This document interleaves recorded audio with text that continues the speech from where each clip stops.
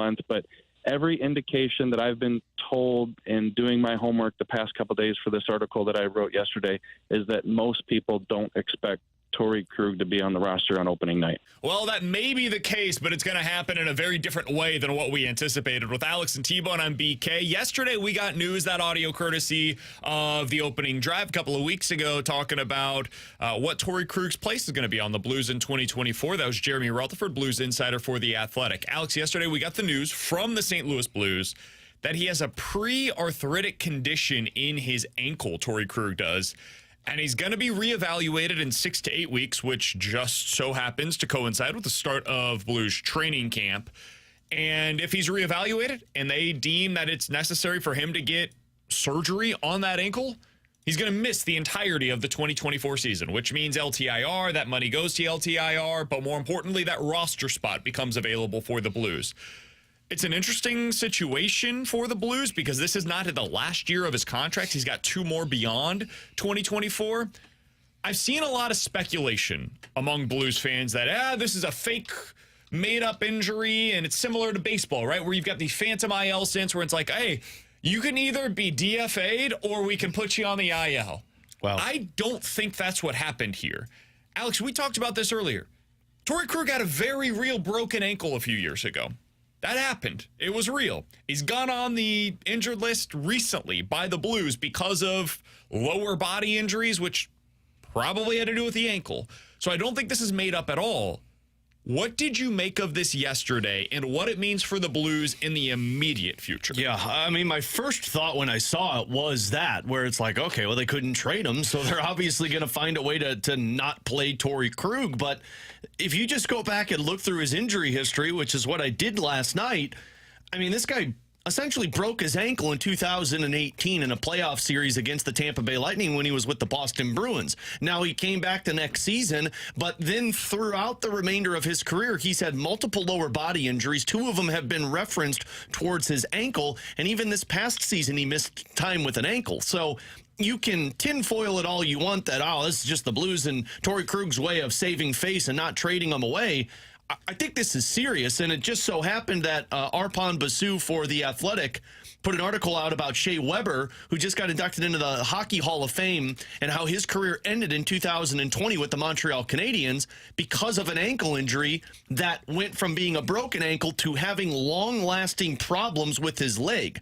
So this is serious for Torey Krug, and I think for the short term for the Blues, I hate saying it because anytime you talk about an injury, it's tough, but this is good for the Blues because now you have playing time for a group of players that's not the same defense as last season. And if Torey Krug finds a way to rehab this and is healthy and is back, well, then you can run it back with the player and hope that he's better. But for the Blues, you brought in Pierre-Olivier Joseph, you brought in Ryan Suter, you're having Scott Perunovich return. We talked so much about how the Blues had no opportunity to find out how these guys are all going to play if Torey Krug was available.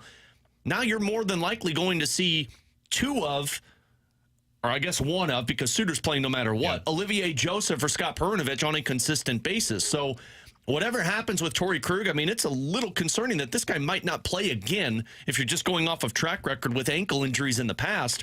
But for the short term, this is an opportunity for the Blues to kind of reset things with their defense now with a couple of different faces that are going to get significant playing time. I've seen a lot of conversations about the LTIR money, how it could be repurposed.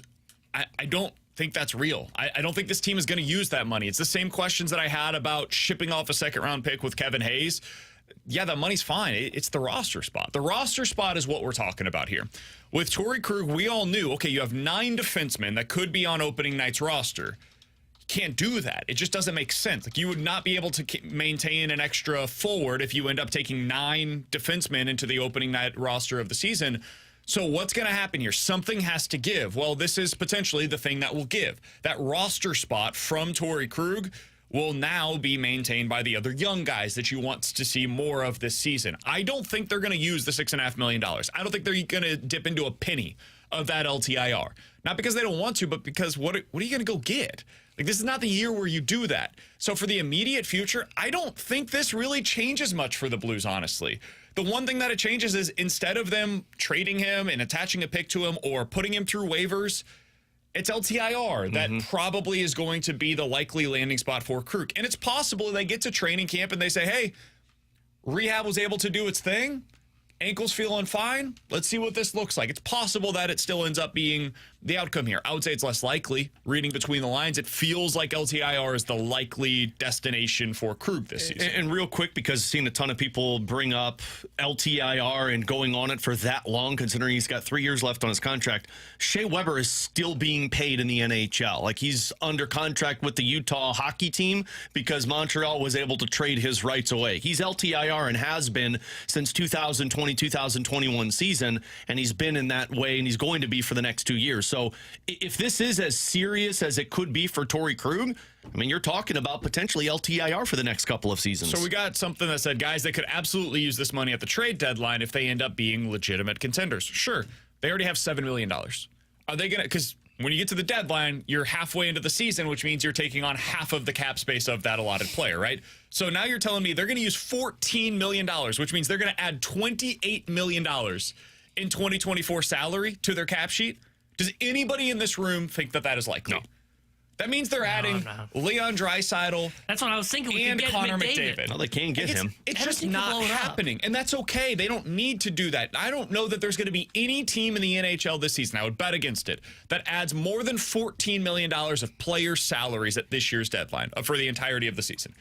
That's what the Blues would have to do to dip into their LTIR space, given the fact that they currently have $7 million in space available to them before the LTIR from Torey Krug. So, I again, do not think this is something that was necessary for them, except for the roster spot. If they wanted to go into the year and have all of the young defensemen available to them that we've been talking about, this was necessary. So I don't think that the LTIR is really a whole lot to do with the money. I don't think that matters for this year's Blues team.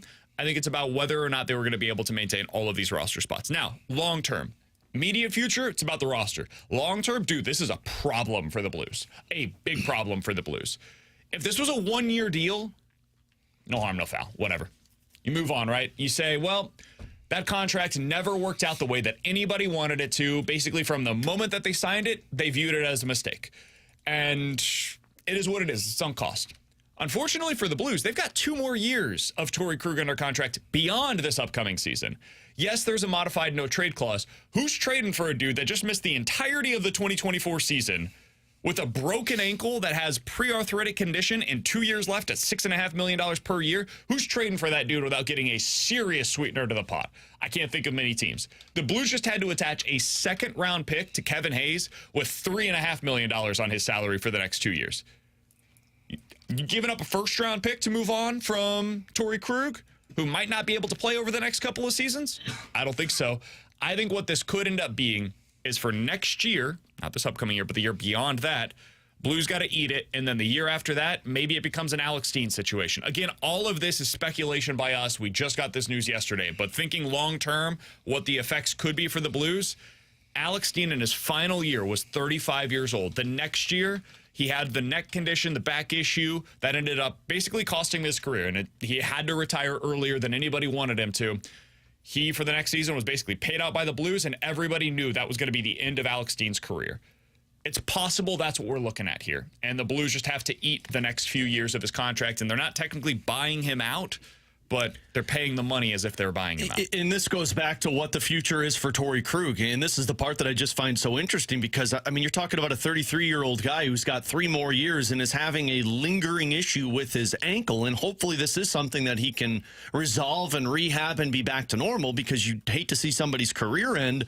But I mean, if he is done playing, which I know is total speculation right now, like he could be back at the start of training camp. But if you do get to that point, I mean, there is examples of guys being traded that just are done playing, but you're talking about like Brent Seabrook, for example. He was traded away from Chicago because he was done playing. He was injured. There was no coming back from that. He was traded for a roster player and a second-round draft pick. But Shea Weber, who I referenced earlier, who was just done playing, he was traded for a roster player. So there's evidence of guys who are done playing that just get their contracts traded away and somebody just eats the LTIR money. But to me, that was at a different time. Yeah, I don't think that's happening anymore. Especially with the cap going up so much. It's not just the Blues. It's also, you look at what happened with Detroit. What's his name? Jake Wallman. traded, second-round pick attached to his contract. Yeah. $3.5 million. Hey, you want to take on this $3.5 million for a guy in Jake Wallman who's a perfectly adequate player? He could be a third-pairing defenseman for a team, and you're fine. Like, there's not an issue with having that guy on your roster. It required a second-round pick to take on that salary.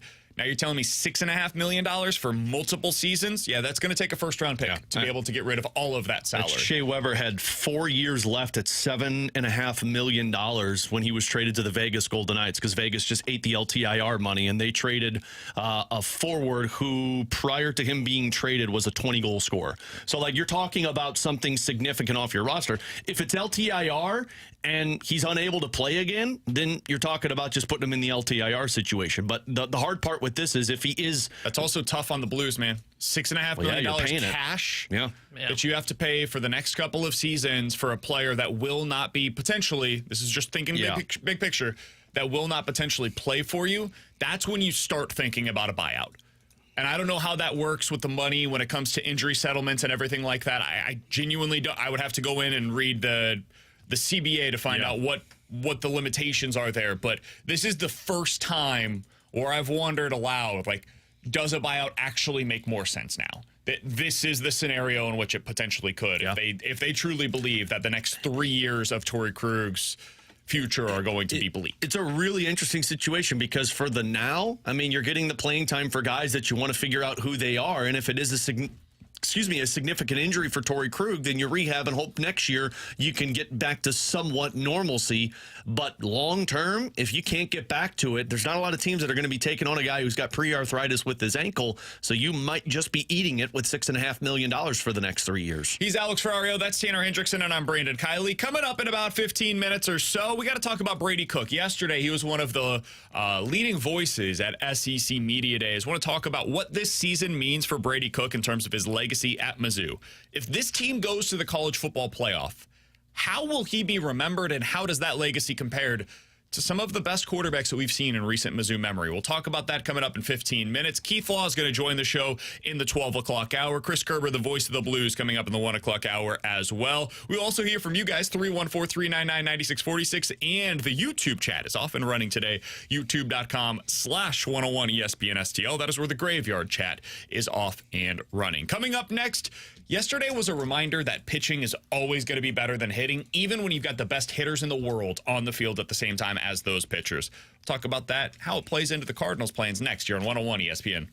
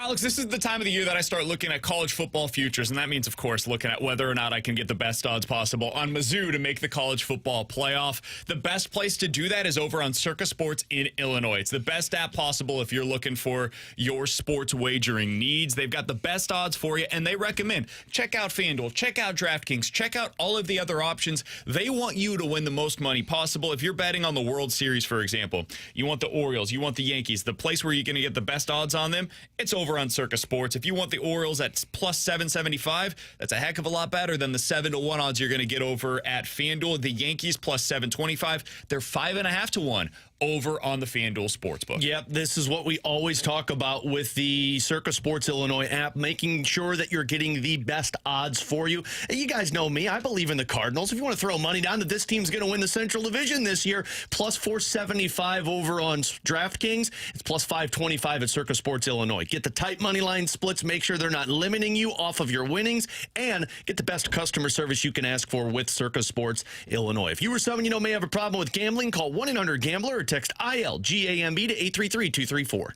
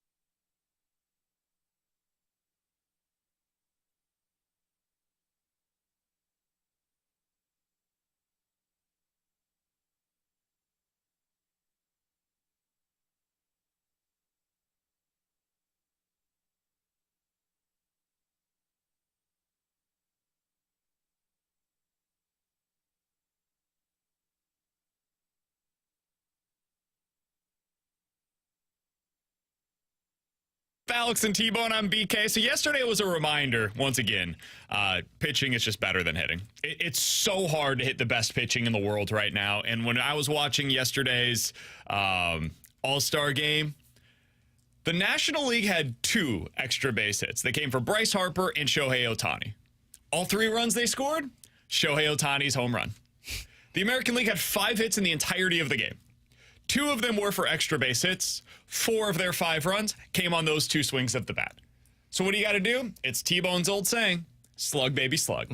That's the way to beat the best pitching possible. And when you get to the postseason, Alex, you're going to see a lot of the pitchers that we watched yesterday in that All-Star game. And so as you're thinking kind of big picture on what does this mean? When we were watching, and I don't want to make too much of an All-Star game, but it was just a further example of what we've known to be true. Dude, pitching is so far ahead of hitting right now. And when you get into the playoffs and you see whether it's the Cardinals lineup, the Dodgers lineup, the Phillies lineup, whoever it is, the best players in the world are going to be wrong more often than not against these pitchers that they're going up against right now. So what does that mean for the Cardinals? Dude, you have got to continue to add to this pitching staff. You've got to go out there and identify 1, maybe 2 relievers that can really help you. Go out there and get another starter. It doesn't have to be the best guy in the world. I'm watching some of these pitchers yesterday that were in that game. Like, listen, I love Seth Lugo. I think he's awesome. He is a part of my beloved Royals right now. Man, nobody looks at Seth Lugo's career and says, that's a guy that can start a playoff game for you. But right now, he would start a potential game 2 for the Kansas City Royals and is considered to be one of the top 10 Cy Young candidates in the American League. The good news is for the Cardinals, Tyler Anderson was an all-star. There you go. Those are the kinds of pitchers that, while not sexy, can be effective. And so, Alex, as I was watching that game yesterday, it was just the latest reminder that, you can go out and get a right-handed bat. But the more important thing for every team across baseball, but especially this one, go continue adding to your pitching. Well, and because the offense at this All-Star game, these are all like some of the best in the major leagues. And your offense has been very inconsistent this season. And the guys who should be All-Stars for you have not been anywhere close to that in terms of Paul Goldschmidt, Nolan Arenado. So I'm with you. I think every time we watch the All-Star game, we're always reminded, pitching trumps offense right now in baseball. And that's what's so concerning for the Cardinals. They do need to upgrade, but this isn't like a go get somebody who's better than Miles Michaelis. I think you legit need to get somebody who provides something to this rotation that the other guys don't have in terms of the swing and miss, that elite stuff. I know Kyle Gibson had it there for a long period of time, but Gibson's been pretty good with that. But we talked earlier this week. I'm very concerned what the second half looks like for Kyle Gibson. Miles Michaelis is nothing like that. It is a pitch to contact and hope you get through 100%. It. And then beyond that, it's a whole lot of nothing. So you're right. And what worries me about the second half for the Cardinals is going up against all of these teams with their offense that's in playoff mode. And unless you update this pitching staff, it's going to be hard for me to see how you can push your way through it. Yeah, when I was watching that game last night, watching all those pitchers, I was like, man, the Cardinals just don't have enough stuff. Like Sonny Gray fits in that category. Absolutely. Like, Sonny Gray would have been at the All-Star game, and you would have said that guy belongs with everybody that's on the mound. Nobody else in the rotation fits into that. Like, Gibson's got okay stuff. His stuff's good. It's not great. Sure. And you need great when you get to October, especially at the front part of your rotation. You need that 1-2 punch that, like, Philadelphia has, like the Dodgers will have when they're healthy, the Braves have when they are healthy. That's what you need in your rotation. That's what I was watching that game last night. I know Tyler Anderson's an all-star. He's the guy that would have stuck out like a sore thumb because he doesn't have stuff. He just paints the corners and happens to be lucky this year and has a 2.80 ERA. That's the guy that the Cardinals will target that they shouldn't target. They need elite, dynamic stuff that if I said the Cardinals trade for this guy, the first question I would ask is, how would he fare in an all-star game? If I can say he should pitch pretty well in an all-star game, then that's the right guy that you should have because that's a guy that belongs in a playoff rotation that's got swing and miss and that I feel comfortable being that number 2 or number 1 with Sonny Gray. So one of the things that I try to look at, and we'll do this as we get closer to the deadline, I think tomorrow we might do a Tinder Thursday on some of the pitching acquisitions that the Cardinals could get this year, and I feel like it's probably about time for that. Don't talk dirty to me at 11:30. Yeah, this is what I'm here for, man. I know we've kind of made fun of T-Bone's love of Yusei Kikuchi. I know. He's got a 13% swing and miss rate so far this season. I missed him. Was he at the All-Star game? Just as context, that's better than what Sonny Gray's been. And I think we can all agree, Sonny Gray gets plenty of swing and miss, right? That guy is really good in that regard. Yeah. Kevin Gossman has a lower swing and miss rate than Yusei Kikuchi. Other guys that are below him on this list that I think Cardinals fans would consider to be good starters and like legit playoff starters. Aaron Nola, Reynaldo Lopez is another guy that's behind him. Bryce Miller, who we've talked about as a potential addition for the Cardinals from the Seattle Mariners. Framber Valdez, who we all know has had a lot of success in the postseason. Seth Lugo, who I just mentioned. Max Fried, who we all agree legit number 1 game 1 starter for a playoff team. Like, those guys are all below Yusei Kikuchi. It's not me telling you he's an ace, but he's got the kind of stuff that the Cardinals are missing right now. So when you're looking to this year's deadline and you're thinking about what could they acquire that helps them, that's the kind of thing. That's the profile of pitcher that they should be looking for. And I would also just load up on arms in the bullpen. Like, make the 6th through the 9th inning of any given game an absolute nightmare for the opposition. You can mix and match. You've got a manager that's willing to do that. He's playing the matchups right now, and I think he's doing a pretty good job with it. That's something that I would be looking at. I think that's the way you need to approach this offseason or this trade deadline, mostly because of the prices it's going to be to get a starting pitcher. Yeah. Your best route is probably just loading up in that bullpen. I think so, if you're too. Mo. The other thing that I wanted to get to from last night's game, what are you guys going to remember from that All-Star game? Because as I was watching it, I was like, hey, man, the game itself is fine. There's nothing wrong with the game last night. It was a well-played All-Star game. The games that I remember, typically it's because of something on the broadcast that went either really well or really poorly. Like, I'm going to remember, for better or worse, the national anthem from the Home Run Derby. That's what I will remember from this year's All-Star. You're not going to remember from the All-Star game? No. Do you even know who sang it? I didn't watch, to be totally candid with you, so I have no idea. I don't know either. I'm asking. I thought it was a country artist. I think it was. I don't remember the guy's He name. had a cowboy hat A on. lot of people had cowboy hats there.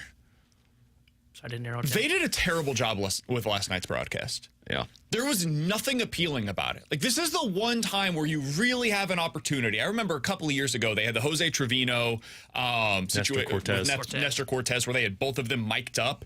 That was an amazing inning to watch. They had your guy, Alek Manoah, who was super fun to watch on that broadcast as well. It's the one opportunity you really have with a game that does not matter to be able to mic these guys up and actually get some personality out of them, showcase them for a national audience. That's what this game is for, is to really showcase your young stars in the game. I thought they did a horrible job of that last night. And I like Joe Davis. I think he does an amazing job on these broadcasts. I think Fox, generally speaking, does a really good job with their broadcasts. I thought they totally missed the mark yesterday. There was no, like, real showcase of any of the young talent. The interviews they did in-game with Soto and Judge just felt forced and awkward. They tried to do it with Skubal when he was on the mound, and I don't know if he could hear them or not, or if they, like, tried to interrupt one of his windups where they started talking to him while he's getting ready to throw a pitch, and it felt like it threw off the entire segment with him. It was just clumsy, and there was nothing that felt unique, special, or fun about that broadcast last night. And I felt like that was a big disappointment because you have the opportunity to do some cool stuff with a game like that. They've done it in the past with the Fox broadcast. I don't know why they missed the mark so much last night, but they added nothing special or unique to what should have been a really fun broadcast. Yeah, it didn't cause me to stop, which especially when you're talking about the All-Star games and festivities, if it doesn't cause you to stop what you're doing to pay attention, then I think you miss out on it, because the whole point of these is to showcase your game. And I do remember the Cortez and Trevino, and I stopped what I was doing because I found that fascinating, hearing a catcher talk about working with a pitcher with his specific type of windup and how you approach that with the batter. And that was incredible stuff. Last night, it just felt like ho-hum, we're just going through the All-Star game.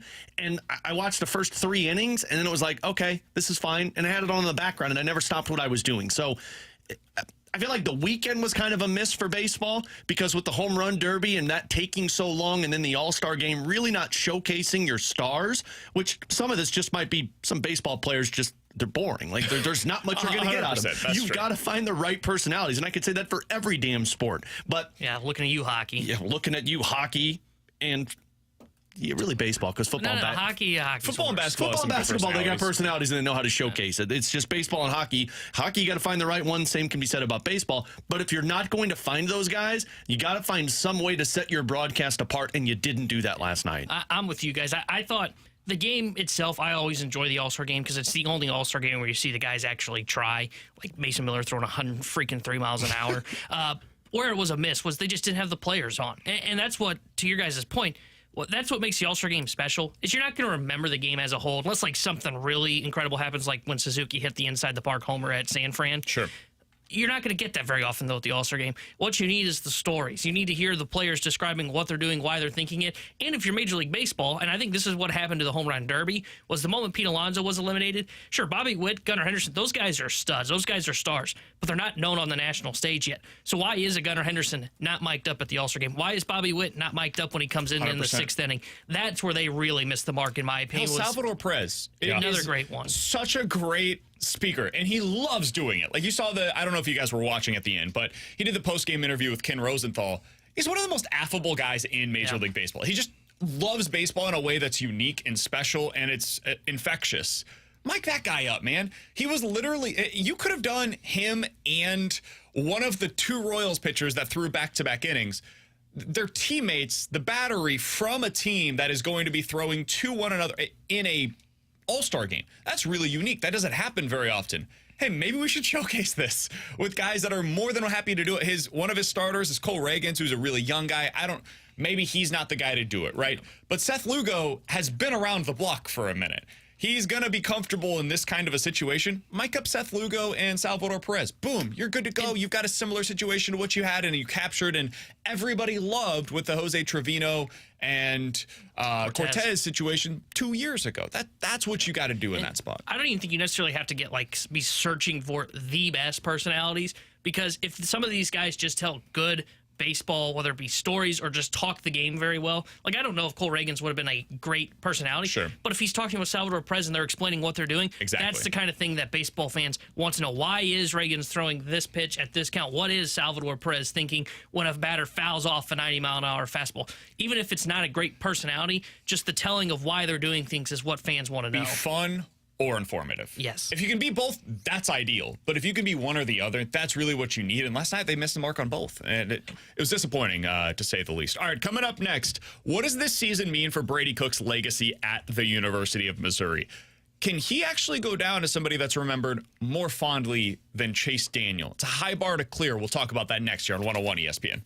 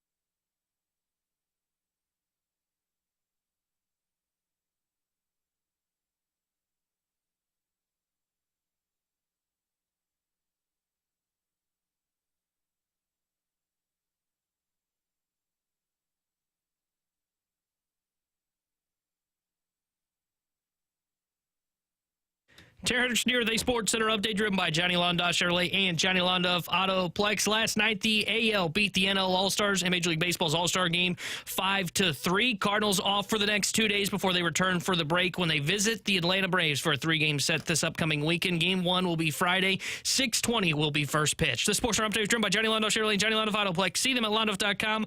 Chevy, together we drive. Are you kidding me?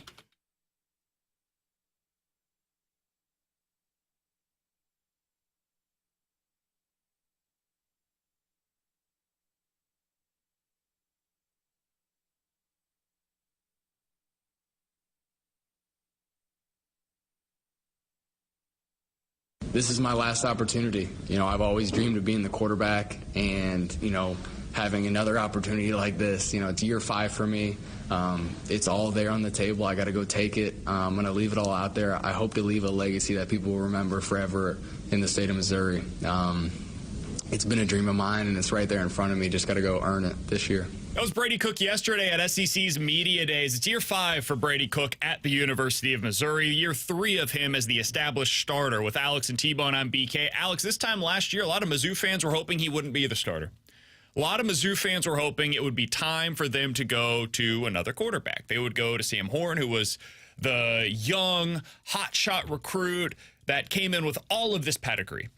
And instead, Brady Cook not only won the job, but made himself established as the clear-cut starter, got Missouri to the Cotton Bowl, had the best season for Mizzou since 2013. That's the kind of season that he was able to put together. It's rare, rarefied air for any quarterback at Mizzou. And for him to come back after a season like that, the last guy that did that was 2008 with Chase Daniel. That's the last time we've seen a guy that took them to that kind of height and then returned the following season as the starter. So it made me wonder, 314-399-9646 is the Air Comfort Service text line. What is this season going to mean for Brady Cook's legacy? This is an in-state kid that had one hell of a ride to where we are today, which is going from a guy that Mizzou fans booed in the introductions against Kansas State last year to being celebrated in a way that very few Mizzou quarterbacks have, other than maybe Brad Smith, Chase Daniel, probably right now Brady Cook I would have third on that list. He's in that kind of a conversation. And now this season, he's being talked about as one of the best returning starters in the SEC. What does this season mean for Brady Cook's legacy? And is there a way for him to catch Chase Daniel in that regard, in your opinion? I think this is everything for his legacy this season because, I think it can go one of two ways. You either go out on top, carrying this team to a college football playoff spot, which I think is the best case scenario for Brady Cook. But if it's an underwhelming season, I think that takes a blow to the legacy of Brady Cook because you had a chance to do something special with how great this team was supposed to be. Looking at the field and how we've talked about, they're one of probably the top 3 or 4 teams in the SEC this upcoming season. If you're Brady Cook and you get this team to a college football playoff berth this season, and I understand it's expanded, you've got more teams in it, but you still could have the potential to be one of the best teams in the SEC this season. If you're able to capitalize on that, your legacy, in my opinion, is right up there with Chase Daniel. Might even surpass him if you get to a college football playoff spot, because that's something that I don't think Mizzou football fans have ever thought was a realistic possibility. I think he's going to have to be able to get Missouri to the semifinals of the college football playoff to pass Chase Daniel. So Final Four? I think so. Because I think it was the 07 team, if I remember correctly, was finished 4th in the final AP poll. So basically, you need to be a top 4 team, and you have to put up incredible numbers if you're going to pass Chase Daniel. I mean, he did finish 4th in the Heisman voting one year. Yep. So you're going to have to put up incredible numbers and get the team past just the college football playoff first round because, look, that will be a hell of an accomplishment, and that will be something that he can be able to always say. And Missouri fans will always remember who the quarterback is if they make the playoff this year. But to surpass one of the best that ever did it at Missouri at the quarterback position, you can't just make the playoff in an expanded field. You have to be able to get to the playoff, make some noise in the playoff, and probably get to the semifinals on top of a good season for him to pass Chase Daniel. It's interesting to me because I feel like the 3 quarterbacks that are kind of in this realm for Mizzou have such different legacies. I always view Brad Smith as the most important player for Mizzou in the last 20 years, 25 years really. And the reason why is because I don't think anything else happens with Gary Pinkel if not for him. Brad Smith made it cool to play football at Mizzou again. He probably saved Gary Pinkel's job, honestly. And if not for him, I don't know that Chase Daniel ever ends up coming to the University of Missouri. I don't know that 2007 happens. I don't know that Mizzou ends up in the SEC. Like, everything else is possible because Brad Smith existed. That guy rocked. He was amazing, and he was a one-man highlight reel when he was at Mizzou. So then Chase Daniel comes, and he takes what Brad Smith did and takes it to the next level. And then you add in all of these playmakers and this offense that took the Big 12 by storm and ended up being like the next wave of what Big 12 offenses were going to be. And they get so damn close. They are right there on the doorstep of competing for a national title, which felt impossible at the University of Missouri for like 50 years. But Chase Daniel made you feel like you had that chance with Gary Pinkel. And so Chase is the guy that's always going to be remembered as like the golden child because he made you dream on what you could actually accomplish at Mizzou. They were the cover of Sports Illustrated that year. It was him, it was Jeremy Macklin, it was all the tight ends. Like, man, those teams are going to be remembered forever fondly. You had the game Armageddon at Kansas where it was 1-2. Like, that was a special time to be a Mizzou fan. And so I'm just not sure. And maybe it's because I viewed it as a kid through a kid's lens. I was 15, 16 years old at the time. So you just always watch sports differently when you're a kid than you do when you're an adult and you've got kids of your own. So I don't know that it's going to be possible for really just about anybody to catch that specific legacy. But I think it's also tied to what happened next. And I think that's the important part here is Chase Daniel's legacy is partially what came after him. And what came after him was Missouri went to the SEC. I don't think Missouri's getting the invite to the SEC if not for that Chase Daniel success in 2007 and 2008. That opened the door. The biggest enrollment ever for a freshman class at Mizzou was 2008 after they had all that success at 2007. Mizzou became a more nationally prominent university because of Chase Daniel, because of that 2007 team. And that's what I will be curious about is how much Brady Cook's legacy and honestly Luther Burden's legacy is tied to what comes next. Not just what they do this year, but what Eli Drinkwitz does over the next 10 years. Because it's entirely possible we look back at it and say, man, that 2023 team and 2024 team, if not for them, Eli Drinkwitz, who knows what comes of him. And maybe at that point, he's been to 3 college football playoffs and he ended up getting to the title game once. I have no idea what the next 10 years is going to hold for him at Mizzou. But if that happens, we will remember it in part because of Brady Cook. And so this year, what he does, I think you're right. I think he's got to get to the Final Four in order for this to be remembered as fondly, if not more fondly, than Chase Daniel.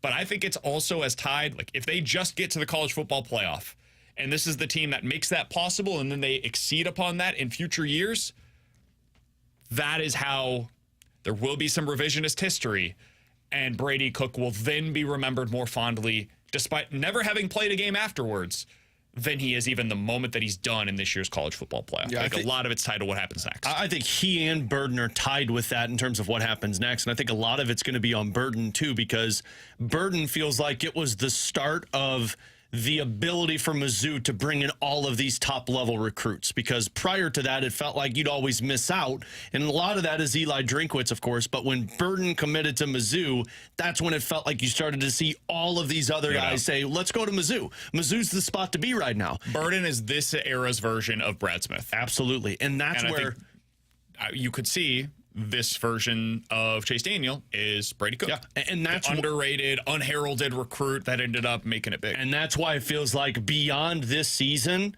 you could be talking about those two impacting Mizzou probably the most as a duo if this team finds their way to be a consistent college football playoff threat. Man, I can't wait for this season. I told you I got guys even in the more office. excited yesterday watching them on a national stage and seeing like, okay, it's not just us that are excited about Mizzou. It's nationally. They're nationally relevant, and there's people writing over at The Athletic, at ESPN.com about the college football playoff contenders, and Missouri's listed. I know you don't know what this feels like, T-Bone. It's really exciting as a Mizzou fan to be able to I'm witness just excited your for the video team game. on this kind of a national stage. Oh, BK's buying the video game and the console. He's dropping $700 just so he can be Mizzou. No, I changed my mind. I think the way that I'm going to do this is I'm going to buy the video game for T-Bone, and then me and Alex are just going to go over to T-Bone's buys the apartment. new system. Screw T-Bone. I have the system. Just buy the video game. Come over to Well, T-Bone's more Ferrario's. centrally located for us. I'm like a I'm in neutral St. site. Charles. You're down in South County, and I'm like the T-Bone's right dome. here. Let's just do this For then. Illinois, We'll use Missouri. his home. I've got the system already. You buy the game. He's I'll got bring the system. I got to No, buy the he's system. got to buy the system. Oh, really? Yeah. I thought you have it. No. You buy the game. I'll take that home with me when we're done. I'll bring the system. We'll just use T-Bones as a place. Deal. I'm going to prove Deal. that Bielema can build a program at Illinois. And I'm Unlike going to what prove that Bielema's Missouri doing. can win And the I'm gonna national title prove- as they're going to do this You know year. what? I'm not going to lie. This I'm gonna- conversation made me so frustrated because, not about the video game, but what you said about Brady Cook and Luther Burden and how their legacy will be remembered based on what Drink does after. Bielema wasted Chase Brown and Withers. And now look, he didn't Tough words. he did Hot damn, not buddy. he did not recruit those guys. Like I think he inherited both of them if I'm not mistaken.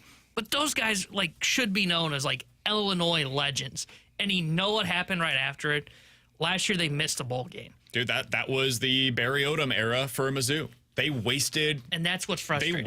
Drew Luck. Yeah. Drew Luck should be remembered in the way that we remember, like, maybe not Chase Daniel, maybe not. I don't think that it ever would have been what you're seeing right now with what they're doing, but he should have been remembered similarly to like Gabbert. Yeah. That they should have been able to reach that kind of pinnacle, and instead they go like 8-5 in their best season. Yeah, and that's what I think. That's what's Sucks. gonna be annoying for, and I feel bad for like Chase Brown, Tommy DeVito, Witherspoon, all those guys that were drafted off of that team. That team's just gonna be remembered as like a blip on the radar. Xbox Series S is on sale right now, according to the text line. I already got the. Just buy it for PlayStation, man, and I'll let you play whenever you Is want. the game on sale? No. Are you kidding? It I don't just think came it's out. I don't think it's out. How much yet, are games technically. now? I remember when I was growing up, they were 60 bucks. Okay, still the same. $65. I don't know if inflation got them up. I'm going to show you nerds that Lindenwood deserves to be in D1 football. Well, they're not Okay, in the good luck game, with that but one. okay. Oh, they'll be in the game. I used to use when they had the NCAA basketball game. I don't know why, but my team of choice was Jackson State. This is before Dion went down there. That was my team. Jackson State was the team that I buy used for to play. PS5, buddy, and you come over whenever you want Used to to play. become national title contenders every single season. Coming up next, questions and answers here on 101 ESPN.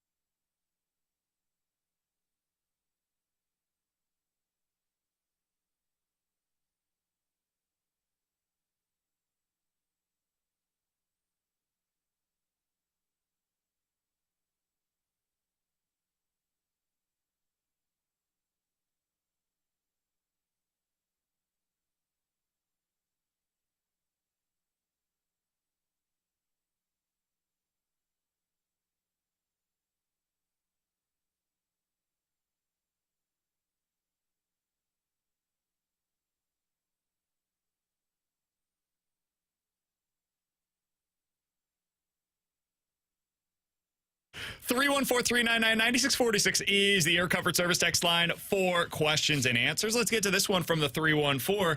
Guys, did you see that the Battlehawks selected Cody Schrader in this week's UFL draft? Yeah, so explain this to me, because isn't he a 49er? So you get the rights to that player, is essentially the way that I understand that it works. Schrader fails at the NFL, essentially, they would get his rights. I was just using that as an example. Oh, man. That's a former Illinois player. If Schrader, for whatever reason, like if he were to become a practice squad player for the 49ers and they do not renew his contract at the end of the season, he could come play for the Battlehawks and then try to get a 53-man roster spot with another team after the season were to come to a conclusion. Yeah. So it basically serves as a, hey, you guys can't have this guy. If he doesn't work out with the 49ers, he is a Battlehawk. So, I love it. So it's a great decision. Hockey does this too. Like, they have a juniors draft, and if the kid doesn't go to college, he goes to juniors hockey. His rights are owned by that team. Yeah. Okay. That's essentially what good for him, is. man. I don't know how.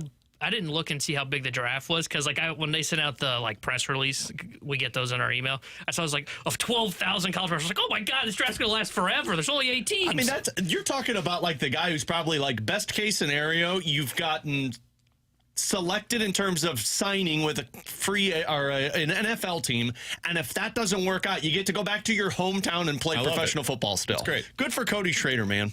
From the 618, guys, how hard is it to prepare for a show when there are no sports going on? I hate this week. I don't think it's that bad. I don't think it's that bad. Monday's show was the same as it would have been on a previous Monday. We had all of the Cardinal stuff to react to. Yesterday's show, we had the home run derby, and there's stuff we wanted to talk about, Cardinals related or Blues related, NFL, college football. You've got media days this week, which I think is perfect for the SEC. That gives you a little stuff. Today we have Mizzou going with the SEC media days yesterday. You got the Torey Krug news. You got the All-Star game last night. I don't feel like it really hits you until tomorrow. And tomorrow we're going to get to some more big picture Cardinals stuff. But tomorrow you're the day prior to the Cardinals going back into action, and Friday you're there. Looking forward instead of looking back. I don't feel like this week is as dead as it sometimes has been in the past. I used to hate this week when I would do solo shows at KMOX because you're solo and it's nobody wants to do interviews right now, and so you're coming up. But when you have multiple people that can talk and come in here with different opinions, that's where I actually don't mind this. I think this is fun because you get to be a little bit you get to be more creative. I don't like it. But this one's not as hard as the NHL All-Star one. For sure. That one's tough because you just mentioned, you've got college football that is getting close to kicking off the season. SEC's got media day. You're starting to get into some of the bigger questions in the NFL, like Brandon Ayuk requesting a trade yesterday. It's a lot easier. But when you get to the winter and you hit that NHL All-Star break, really you have NFL and that's it. Because the NHL, there's nothing going on. You've got the NBA, which is at the break, but we don't really talk about that as much. Sure. College basketball's kind of in the log of, okay, you're kind of getting to the tournament, but unless your team's on the fringe, you don't care. And you don't have baseball in terms of the offseason could bring you nothing that entire week. That is when it is brutal. He's T-Bone, that's Alex. I'm BK. In 15 minutes, we're going to talk to Keith Law, prospects writers for The Athletic. Want to talk to him about what the Cardinals added to their pipeline via the draft this year. Also want to get his thoughts on the up-and-coming pitching that's in their pipeline right now. We'll talk to Keith Law about all of that, so much more coming up at 12:15. But next, it feels like the Phillies have become almost an inevitable presence in the National League. Have they become for the NL what the Astros previously were in the American League? We'll talk about that next year on 101 ESPN.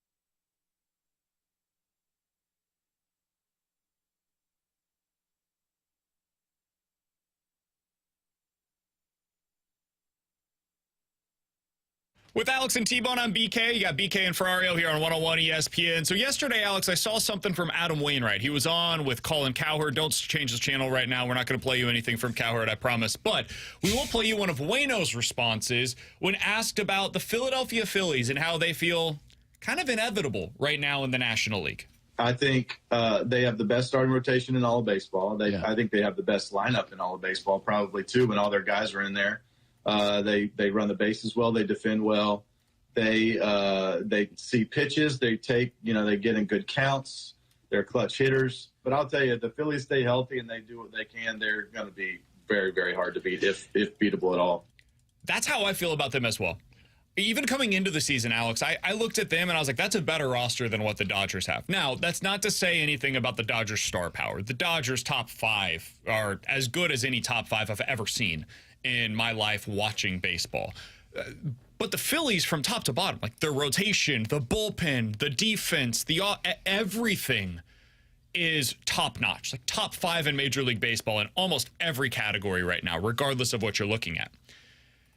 And it reminds me of what we had previously said about the Astros. Now, this Astros run really started in 2017. And in year one of that run, they went to the World Series and won it in 7 games. So that's the one difference. Year one of the Phillies run, they went to the World Series and lost in 6.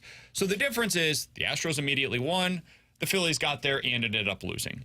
But after that 2017 season, here's what the Astros did. Went to the ALCS, went to the World Series and lost. Went to the ALCS, lost to the World Series. Won the World Series, went to the ALCS and lost.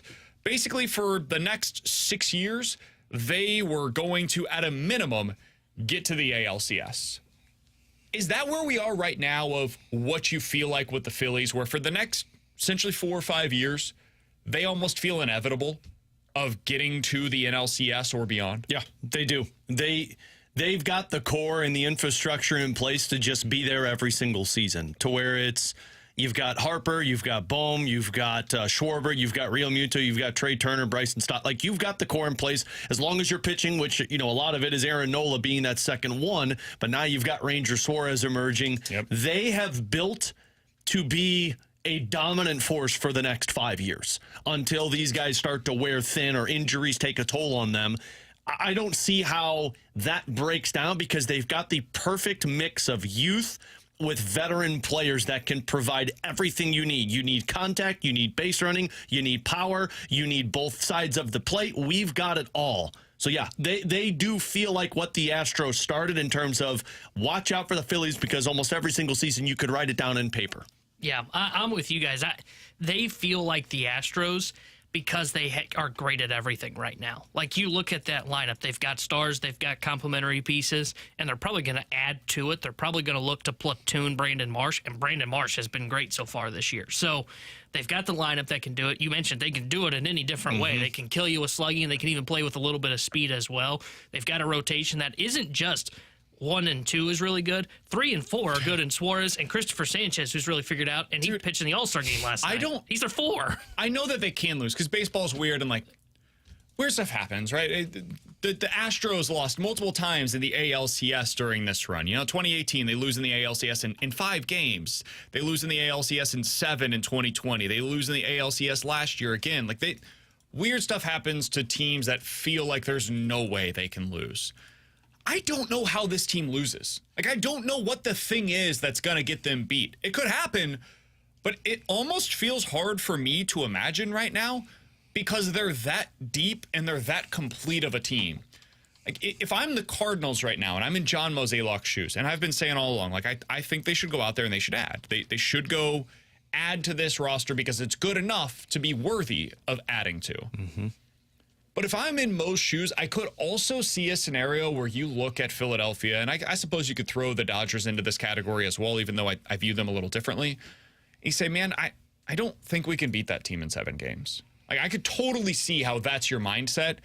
And I think the one way you get around that is you say we might not see them. We might not have to play a 7-game series against them because it's possible something weird happens. They get a couple of injuries. Harper goes down, Schwarber goes down, or Turner goes down.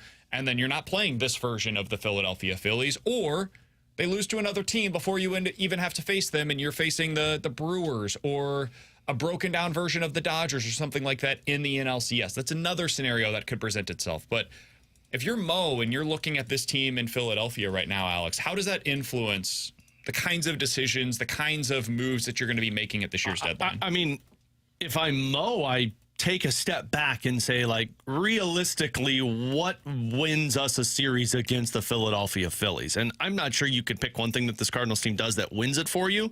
But if you had to, it's going to be our pitching is going to have to win. And I think the pitching is going to have to win because of your bullpen. And then you look at the price of what it's going to be to acquire upgrades in your starting pitching staff or acquire more shutdown arms for your bullpen. If I'm him, I'm a lot more hesitant to go all in this season because of the Philadelphia Phillies. And again, I understand that teams can crumble and that Phillies team could falter in the first round against their first opponent. But that's why I'd be like, man, you know what? Destiny is going to have to help us get beyond a wild card round. So I'm not going to start mortgaging my future because Destiny is going to have to win it for us. I mean, they seriously are going to have to be saying anything can happen in the playoffs to get there. So I'm looking to upgrade. I'm trying to upgrade, but there's no way that I'm going to start mortgaging my future and paying all of these massive assets because of what the Phillies are built up as. And honestly, what the Dodgers have too. Yeah. I agree with the sentiment if you don't push like all the chips in, like you don't trade a Jordan Walker for a Crochet. I think everybody agrees with that. But I do think you can you need to do the kind of like squint and you can see it. Like squint Kikuchi can be here too because of what we talked about. He's got swing and miss stuff.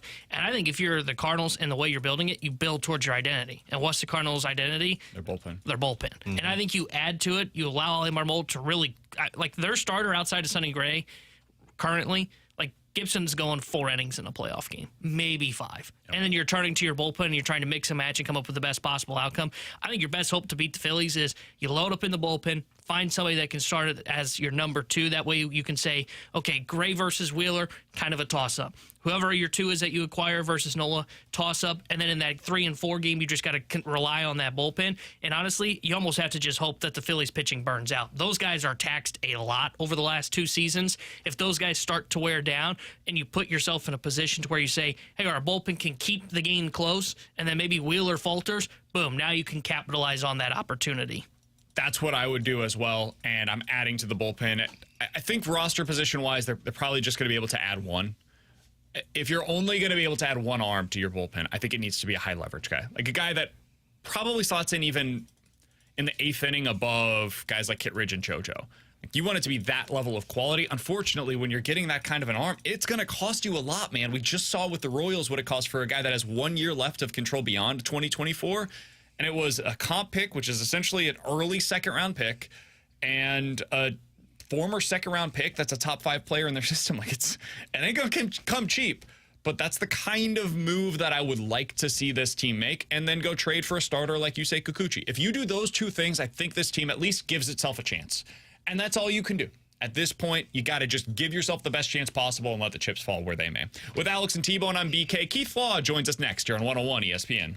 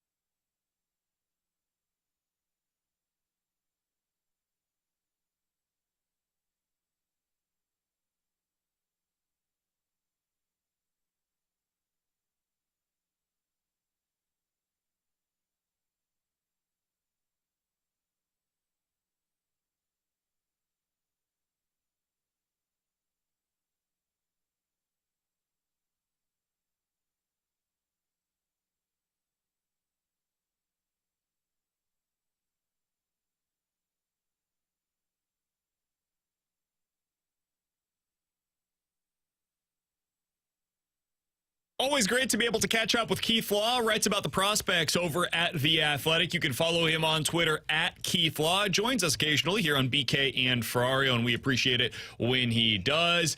Keith, appreciate you hopping on with us today. I know it's a very busy schedule for you this week, both personally and also professionally with the draft going on. So thanks for the time. Let's start with the obvious, which is the big addition to the Cardinals prospect pool with their number 7 overall selection. They get a guy that was ranked number 1 for a lot of different outlets. What did you think about what the Cardinals were able to add at number 7 overall this year? J.J. Weatherholt, I don't know anybody who ranked him number 1 in the draft. I think that would be hard to do given the spring that he had with a hamstring injury that took him out for about 2 months. I think it would be more fair to say that coming into the spring, a lot of people did think he'd be the number 1 overall pick because he had such a great track record of hitting, and his batted ball data really backed it up. And I have argued I think it was the best swing in the draft. It's just hard to take a guy like that at the very top when he missed so much time and we really weren't able to see him play the field outside of the first weekend of the season. Before he got hurt, you never really saw him play shortstop at anything resembling full strength. The nice thing for the Cardinals is they have a pretty good shortstop. They could just say to Weatherholt, we're going to put you at second base and try to get you to the majors a little faster that way. And I do think with all the time he missed this spring, it'll be pretty easy for him to play kind of a full slate the rest of the season or maybe even go to the Arizona Fall League to pick up some additional at-bats. So, Keith, I know comps are difficult, especially when you get guys so young, but we heard so many different names come out when J.J. Weatherholt was taken, from like the ceiling of Jose Ramirez to talking about a guy kind of similar to Brendan Donovan. When you see his track record, what comp comes to mind for you? I'm not a comp guy, so I'd rather sort of just describe what kind of player I think he'll be. I think you're hoping for, because I don't think either one of those fits. Right? Jose Ramirez, first of all, he shocked everyone with the power he came to. Also, I think JJ is a lot better than Brendan Donovan. No offense to Brendan Donovan or his family, but I think Weatherholt's, there's a lot more bat there. I mean, this is a guy who's going to hit for a high average, and that's not something we see a lot of anymore. It's hard to predict, so-and-so is going to hit 300 with good secondary skills. But I think he's going to do that. It wouldn't surprise me at all if he got to 15 to 20 homers a year, because it's not going to be sort of the towering fly ball type of homer. He makes so much hard contact, and he does have good loft in his finish. It's a great bat path for line drive homers out to right field, over to right center. But his focus is always going to be, I think, on kind of using the whole field for more hard contact, for higher batting average, and those home runs will kind of be a secondary effect of just his overall way of hitting. I think if you pair that with what should be good defense at second base, assuming this hamstring stuff is behind him, that's an all-star. And I do think they got tremendous value for the 7th pick. And I know from talking to some Cardinals people, they were shocked that it was even a possibility he would get there until it became clear in the last few weeks. No, there was a really good chance he was going to fall. Keith Law is our guest here on 101 ESPN. Keith, every player is different. And when you have a guy that's coming from college, some guys are fast-tracked to the big leagues and others still take a few years to be able to get there. When you look at J.J. Weatherholt and the way that he profiles right now, what do you think is the ETA for a player like this based on a normal timeline for his progression? The hamstring thing complicates everything, right? Because this was his second significant hamstring injury in 12 months. So if you want to take the scenario where that's behind him, obviously he's getting him a new organization, new training staff. Hopefully they can do some things to help keep him healthy. Maybe getting him off shortstop also helps keep him healthy. In that case, I think you'll see him in the majors by the end of next year. I do think the bat is really advanced. He has hit everywhere he's played. He's hit the best pitching that's been available for him to face. I think what we're seeing with those types of college players, especially those who do it in one of the power conferences, they get to AAA or at least AA, AAA pretty quickly, and it sets them up to get to the majors. Now, they don't all succeed in the majors right away. Wyatt Langford had a rough first month or so in the majors. Jackson Holliday was a high school kid, but he really struggled his first go-round. So I think the idea now for a lot of clubs is just get these guys in position to come to the majors, understanding that the last transition, that last big adjustment to hitting major league pitching may take more time. So if you think a guy's close to ready, might as well get him to the top of the minor league system sooner so that you can get that adjustment process underway. Keith, for the Cardinals, I think a lot of fans went into this draft thinking that the Cardinals need to draft more and more pitching. It seems like the pipeline is strong with position players. They need more pitching. From this draft, did any selections stick out to you by the Cardinals? And let me just sort of defend them, too. They picked 7th. The 2 pitchers who would have been good candidates to take at that pick were gone. Hagen Smith and Chase Burns were off the board. If the Cardinals had taken a pitcher, it would have been a reach. So I think they absolutely did the right thing there. Now, of course, they didn't have a second pick. Their 3rd round pick was probably the one of the remaining pitchers. They did take a lot of pitching later on, but he was the one who I think has a chance to be a major league starter. It's Brian Holiday. He was at Oklahoma State. He was there for just 1 year, transferred him from a junior college. I mean, it's 92, 95. He's got 2 average breaking balls. He throws a ton of strikes, and he missed a lot of bats, I think, in large part because he throws so many strikes. My worry with him is he's 5'11". Basketball's a little flat. He can be fly ball prone. We've seen with Mike McGreevy, who was another great command guy, not elite stuff, but just threw tons of strikes, really knew how to pitch. He's gotten to the high minors, and he's struggled with home runs. That's the one thing I wouldn't say worried about so much as watching for with Holiday. And it may be the thing they have to make an adjustment. You know, Marcus Stroman was supposed to be very home run prone, and then he got into the minors, added a sinker with help from some guy named Halliday, and that's changed Stroman's entire career. Maybe that's a path for Holiday. I'm just saying that's the one thing they're going to have to watch for when he gets to Double or Triple A. We're talking to Keith for another couple of minutes here on 101 ESPN. Keith, sticking on the pitching side of things, Cardinals fans are starting to get a little excited about what they have in Double A with Tink Hintz, Cooper Jerpy, and then Quinn Matthews, who has flown through the system so far this season. But there's a lot of questions about, okay, is this just going to be the latest edition of Cardinals pitching prospects that are exciting at Double A and then seemingly kind of stall out at Triple A? Is this going to be different, in your opinion, Keith? Do they have some real legitimate major league starting pitching prospects in those 3, in your opinion? They have one in Hentz, for sure. As long as Hentz stays healthy, and he has for the last 2 years, it's up to 97. It is an outstanding changeup, one of the best changeups in all of minor league baseball. More than enough breaking ball. Throws strikes. He's really athletic. I like the way they've handled him. They've been really cautious moving him up through the system, cautious with his workload, cautious with challenging him appropriately. And he looks like a starter. He has a starter's delivery. He has a starter's command. The other 2 guys, Jerpy, he's really good in short stints. It's a very tough look for hitters, but it's a bad delivery. He's already missed a huge chunk of last year with elbow trouble. I think he's going to have a hard time staying healthy. Quinn Matthews is really interesting. I was shocked by how violent the delivery was when I saw him at the Futures game the other day. But it's 94, 95 with a really good changeup. He's got a chance. And he has not had any actual injury problems, unlike Jerpy. It's just in general, when I see guys with deliveries like that, sometimes they have a hard time repeating it, have a hard time staying healthy as starters. That said, I would develop all these guys as starters until they prove they can't do it. Keith, how do you view the Cardinals pipeline as it stands right now? I think they have kind of a middle-of-the-pack farm system here. They promoted a lot of talent, obviously, to the majors the last couple of years.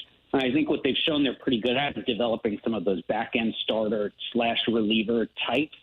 It's been hard for them to develop top-end starters, and it's just their misfortune, I guess, in the sense that the one year they picked top 10, which they haven't done that in forever, right? There's just not a guy. I mean, like I said, they would have been really reaching to go take whoever was the next best starting pitcher on their board.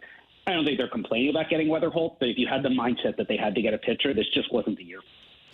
Keith, there's a guy in their system that Cardinals fans are certainly curious about right now, and that's Jordan Walker. We saw it last year. He came up, had the success early on, but it was all on the ground, and they knew this is not sustainable. He went back down, changed up some things in terms of pitch selection, and came back up and had a ton of success in the second half of the season last year. And then he gets back to the big league level this year and looks so much better defensively, which was his problem a year ago, and the bat is just not there, and it hasn't picked up at AAA either.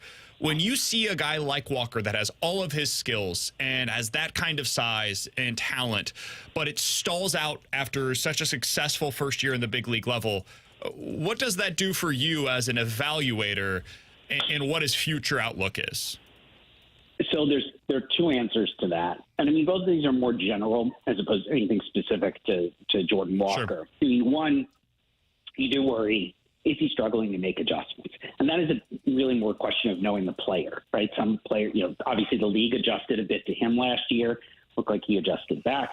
They made another adjustment, and now he's stalled. So does that say he's struggling to make the next adjustment? I don't know. I don't know the answer to that. I don't know the player as a person in particular.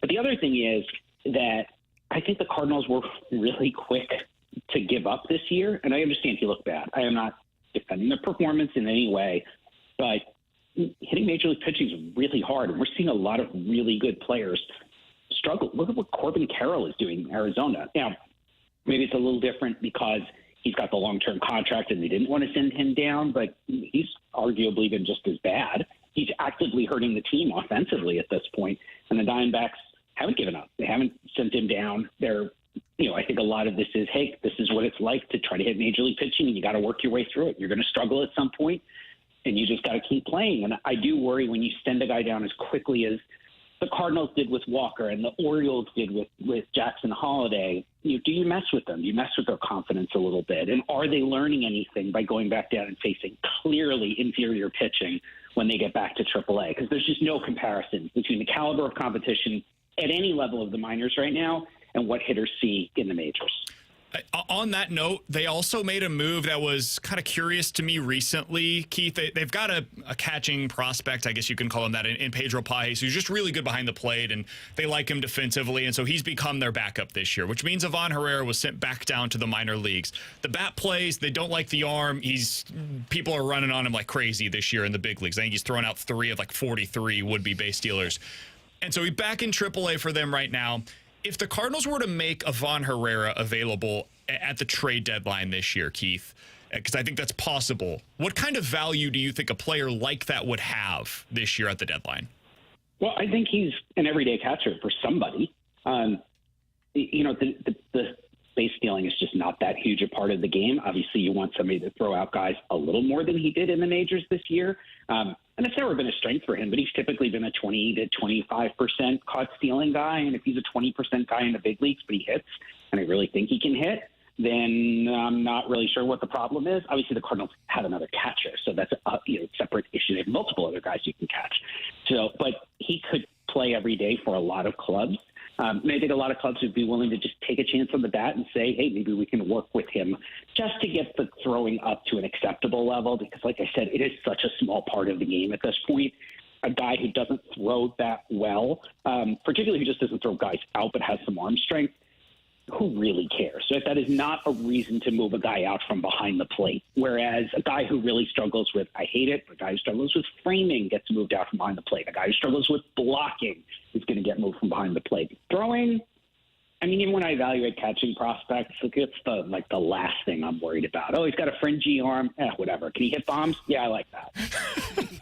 We're with you. I've been a little confused by their handling of Ivan Herrera all season long, honestly, and it feels like for whatever reason they're going to go in a different direction there. Final question, Keith. I know you talk with people around the league, and we're getting closer now to the trade deadline, only a couple of weeks away. When you have conversations, and I know a lot of yours have probably been focused primarily on the draft in recent weeks. Do you hear anything right now about the level of activity or lack of activity heading into this year's deadline? Unfortunately, I haven't, because like you said, it's been all draft all the time for me the last couple of weeks. So I have talked to senior executives, but we don't talk trade deadline at all. Sure. No, that makes a lot of sense. And as a follow-up to that, Keith, do you think we're going to see a change in the future about trading of draft picks? It's something that surprises me has not happened in baseball, but there was some talk this week with Manfred, I know, about the possibility of that in the future. My answer is still the same, even in light of his comments, which is that I think both sides actually want it. It has to be collectively bargained between the union and the league. Both sides actually would like to see draft picks traded on some level. They may disagree in implementation. Neither side has a strong incentive to push for it. And if one of those sides comes to the table, say that the league comes to the union and says, we want to allow for trading of draft picks, the union is going to say, okay, what do we get out of it? And the league is going to say, nothing, because it's actually not that important to us. And that's the problem. And I think that's been the problem before. It's not like these sides have never discussed trading of draft picks. I really want trading of draft picks. I think it is inane that we are still bound by what was essentially a bad idea from the 1980s.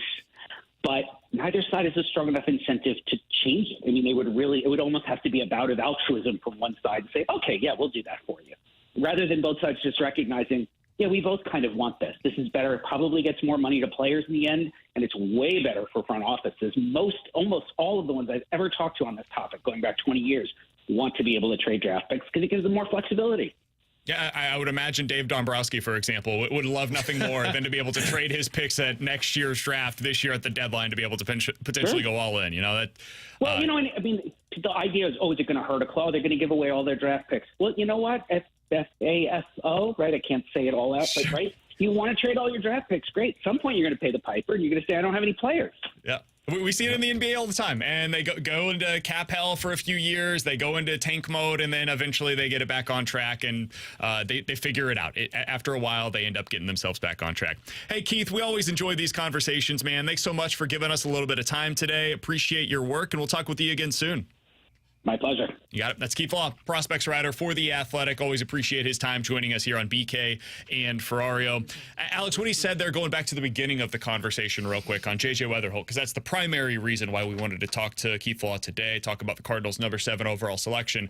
It feels like the outlook, the projection for Weatherholt is kind of different depending on who you talk to. The evaluation of the player is the same, and then it just becomes a question of, like, what does that mean? Yeah. He's really good at a lot of things, maybe not great at any one thing right now, and there's even some disagreement on there. Like, some people think, hey, the hit tool is legitimately great. You could have a 300 hitter at the big league. You have an all-star. If that ends up being the case, if he's a guy that can hit 300, well, you've got your future starting second baseman, and not just like a good one, not Brendan Donovan level. We're talking about a guy that can be like at shortstop for you, what Xander Bogaerts was, or excuse me, at second base for you, what Xander Bogaerts was at shortstop for the Red Sox. Yeah. That kind of a profile as a hitter. And it seems like every person we've talked to and heard from is that's a huge pick for the Cardinals to get that guy. Like, sure, the hamstrings are a concern, but I haven't heard once, whether it's been somebody we've interviewed or heard people talking about it on podcasts or even on the show, that this was a reach for the Cardinals. No, not and so at all. The fact that you got a steal at 7, where most people and everybody is saying, like, yeah, you're talking about he's great at everything, but that's about it. It's not like he's unbelievable in one area of his game.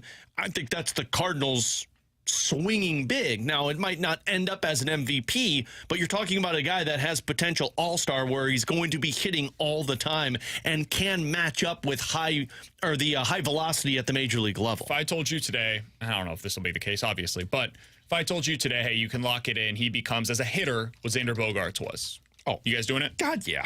Xander Bogaerts, 16% above league average offensively for his career, but had peak seasons where he was like 20 to 30% above league average. A career 290 hitter, 350 on base, hits typically in any given season like 20-ish home runs, maybe 25 on a good year. Yeah. Oh, absolutely. The guy that I was thinking of, which I don't even know if this is the same conversation, was Dustin Pedroia.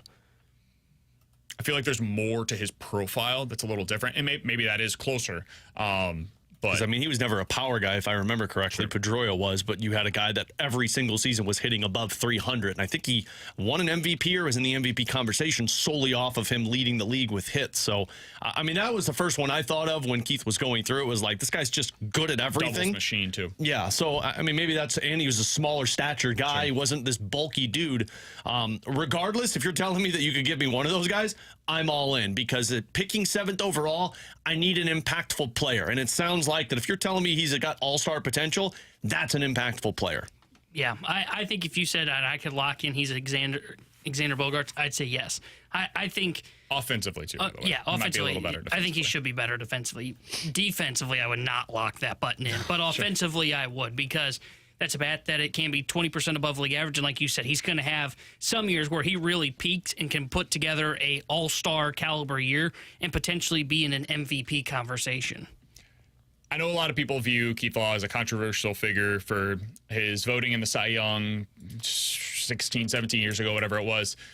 I get it. That's fine. I think Keith Law's really good with his information, and that's why we have him on the show still, because I think he's really good at breaking this stuff down, and he does excellent work over at The Athletic, and I genuinely appreciate his time. You can find that podcast on the podcast page after the show today, 101ESPN.com, the free 101 ESPN app. It is all presented by Dobbs Tire and Auto Centers. In 15 minutes, we're going to dive into the junk drawer, but next, time for some NFL quick hitters here on 101 ESPN.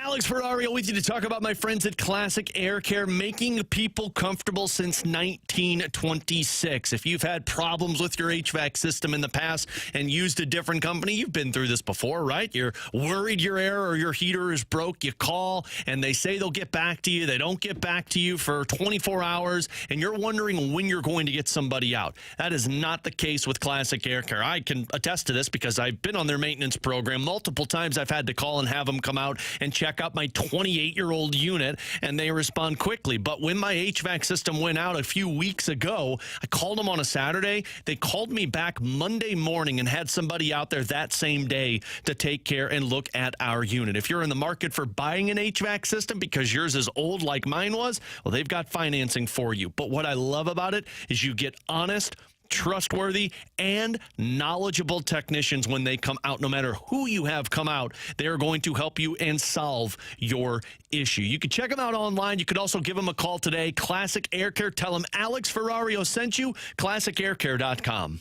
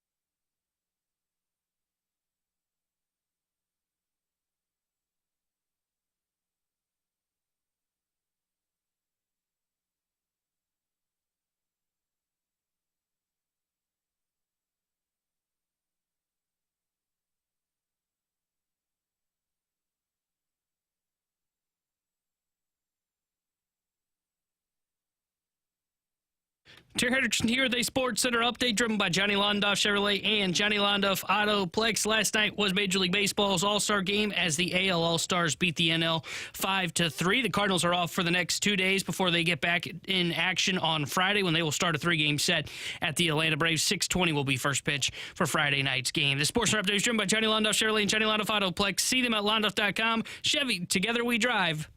Are you kidding me?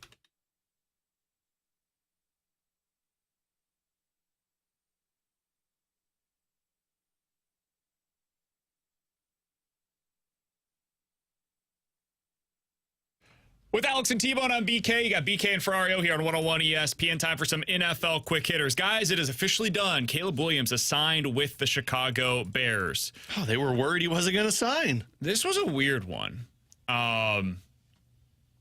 He was apparently doing his own negotiations. Uh-oh. Now, that works out. He's not the first player to do that. It's happened before in the NFL. However, he does have an agent listed via the NFLPA. And one of ESPN's reporters called that agent, and he said that he has been advising Caleb Williams since pre-draft. He also said he's, quote, not working on the Bears contract and declined to comment any further on his work with Caleb or anything Caleb related, end quote. So Caleb Williams' agent told this reporter, yeah, I'm not involved with the contract, even though Caleb told the media that Caleb is not involved in the contract. And the agent says that he's not willing to comment on anything about his work with Caleb Williams. I think Caleb Williams is going to be a really good NFL quarterback. I am convinced of that. You think the other side of his... Everything off of the field has felt off since the very beginning of last year. Yeah. Not even talking about his process to the NFL. Just since the end of his USC Heisman candidacy season, everything has felt off with Caleb Williams. I think it's weird. I think he's going to need somebody who can help walk him through being a professional athlete, because it seems like he seems super likable, though. Like, his teammates seem to love him. It's just the off-field stuff, like business-wise. Well, I was just going to say, he doesn't look like a likable player, but maybe that's just me. Who? Williams. I think he looks like a terrible teammate from what I saw at USC. Pouting on the sideline. Everything I've seen with his, and it's early, they haven't lost games yet, but everything that I've seen from him with his Bears teammates so far is that they really, really like him. And people seem to respond well to him as his peers. I don't know anything about him other than like what we hear. It seems a lot like he's, you know how they say book smart versus street smart? It seems he's very football smart, but like the away from the game type of stuff. I don't know if it's a lack of like intelligence. It almost feels kind of Russell Wilson-y. I feel like it's a little bit of lack of knowledge, thinking I can negotiate this myself and feel like I can get away from it. Well, I understand he did. What he wanted was a clause in his contract, apparently, according to reports, that the Bears could not franchise tag him at the end of this deal. But that doesn't matter, really, because if you're good, if you're good enough to where the Bears would franchise tag you, they're going to extend you long term.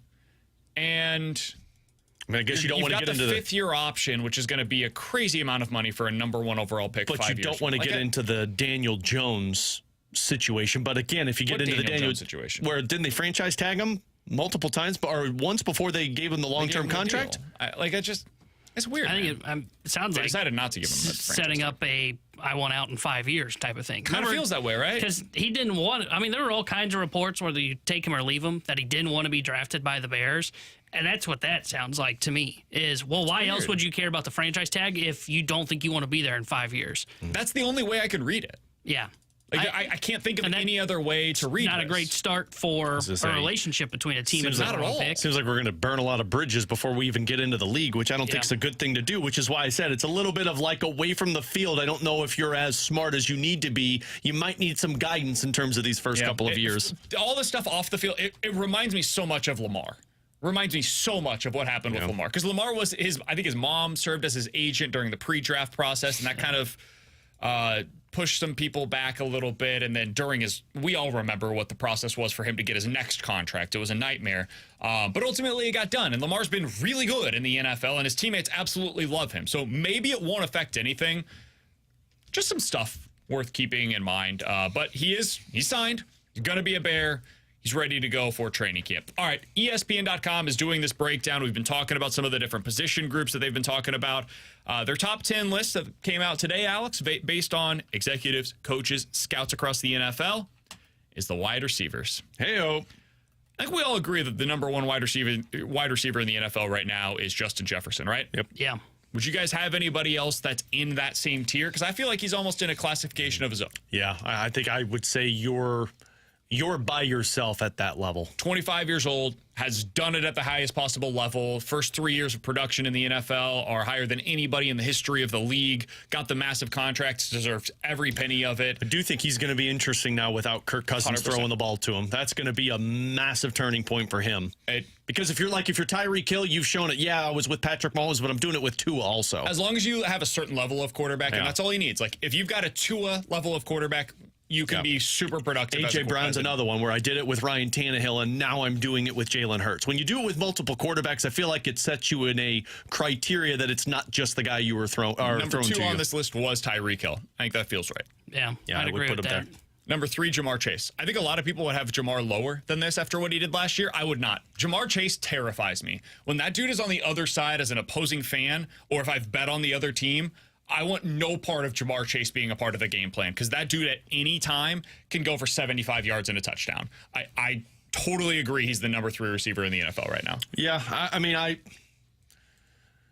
think I would probably put a couple of others up in the conversation with him there. Like 3 is where I think it starts to get interesting. A.J. Brown would be one of them, and CeeDee Lamb would be another. A.J. Brown was all the way down at number 6 on this list. Yeah. See, 4, 5, 6 was CeeDee Lamb, Devontae Adams, A.J. Brown. I would have 2 of those guys ahead of Really? Chase. When wide receivers, when they have a bad year, I know it can go like that. And I don't think that's the case with Jamar Chase. But for me to put you number 3, you got to consistently be producing. And last year was not there for him. I mean, he was 12th in receiving yards, but it wasn't CeeDee Lamb numbers. I'd have Lamb 3, and I would go with A.J. Brown 4. I think Chase is 5 for me. Devontae Adams would probably be like 6, 7. He'd probably be 7 for me. CeeDee Lamb scares me more than Jamar Chase does. Really? Mm-hmm. Yeah. Oh, I could hear the Jamar Chase versus who was the other one that you said? Devontae or A.J. Brown? Or A.J. Brown. Yeah. I think you're talking Jamar Chase, A.J. Brown in the same kind. CeeDee Lamb scares me more right now. Like, that dude is going to find a way to catch the ball and give you the first down. 7 to 10 is where things get really interesting, in my opinion, because I think that's the next tier, is those guys that we were just talking about. Even though if I disagree on like where I would rank them, 3 to 6, that to me is the 4. Those are the 4 guys that should be in that criteria. 7, they have Amon-Ra St. Brown, feels really high to me. 8, Mike Evans. 9, Stephon Diggs. 10, Brandon Ayuk. Guys that are in the honorable mention category that did not reach into the top 10.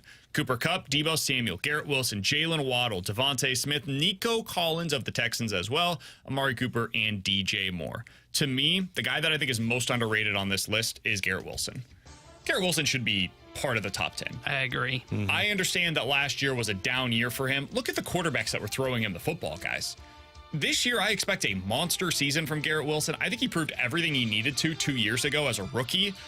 That dude, to me, I would have him all the way up at like number 7. I would have him ahead of Amon-Ra St. Brown and every other player on this list. I think Garrett Wilson is criminally underrated on this. I'm with you there. I think he's definitely a top 10 wide receiver in that conversation, more so than a couple of those other guys. I'd have Amon-Ra St. Brown in the top 10. I'm trying to figure out who I would pull out because I agree Garrett Wilson should be up there. He just went underrated because the last 2 years. Yeah. I think I'm with you. I think it's especially after last season for Diggs. Last year was odd. And last again, was it's gone. Yeah, and like I said, when I say that with Chase, I got to hold Diggs accountable. So I think I would pull Stephon Diggs out of my top 10 and I would replace him with Wilson because Wilson puts up decent numbers still. With like Zach Wilson. God, as Wilson won games with Zach Wilson last season. I'm a little surprised Puka Nacua didn't get any votes on this. Like not even it's just got to do it honorable again. mention. Yeah. That's fair. But that would be the one guy that I would point up. I'm shocked Kupp still got votes. Kupp did not have it last year. I know. He's got serious injuries. He's the type of guy, though, that you always vote, but it's always he's injured. Yeah, like last year, if we did this exact same list this time last year, Cooper Kupp would have been top 5. You know, he's like in that kind of a conversation. So you can only fall so far after one bad season, especially when it's injury related.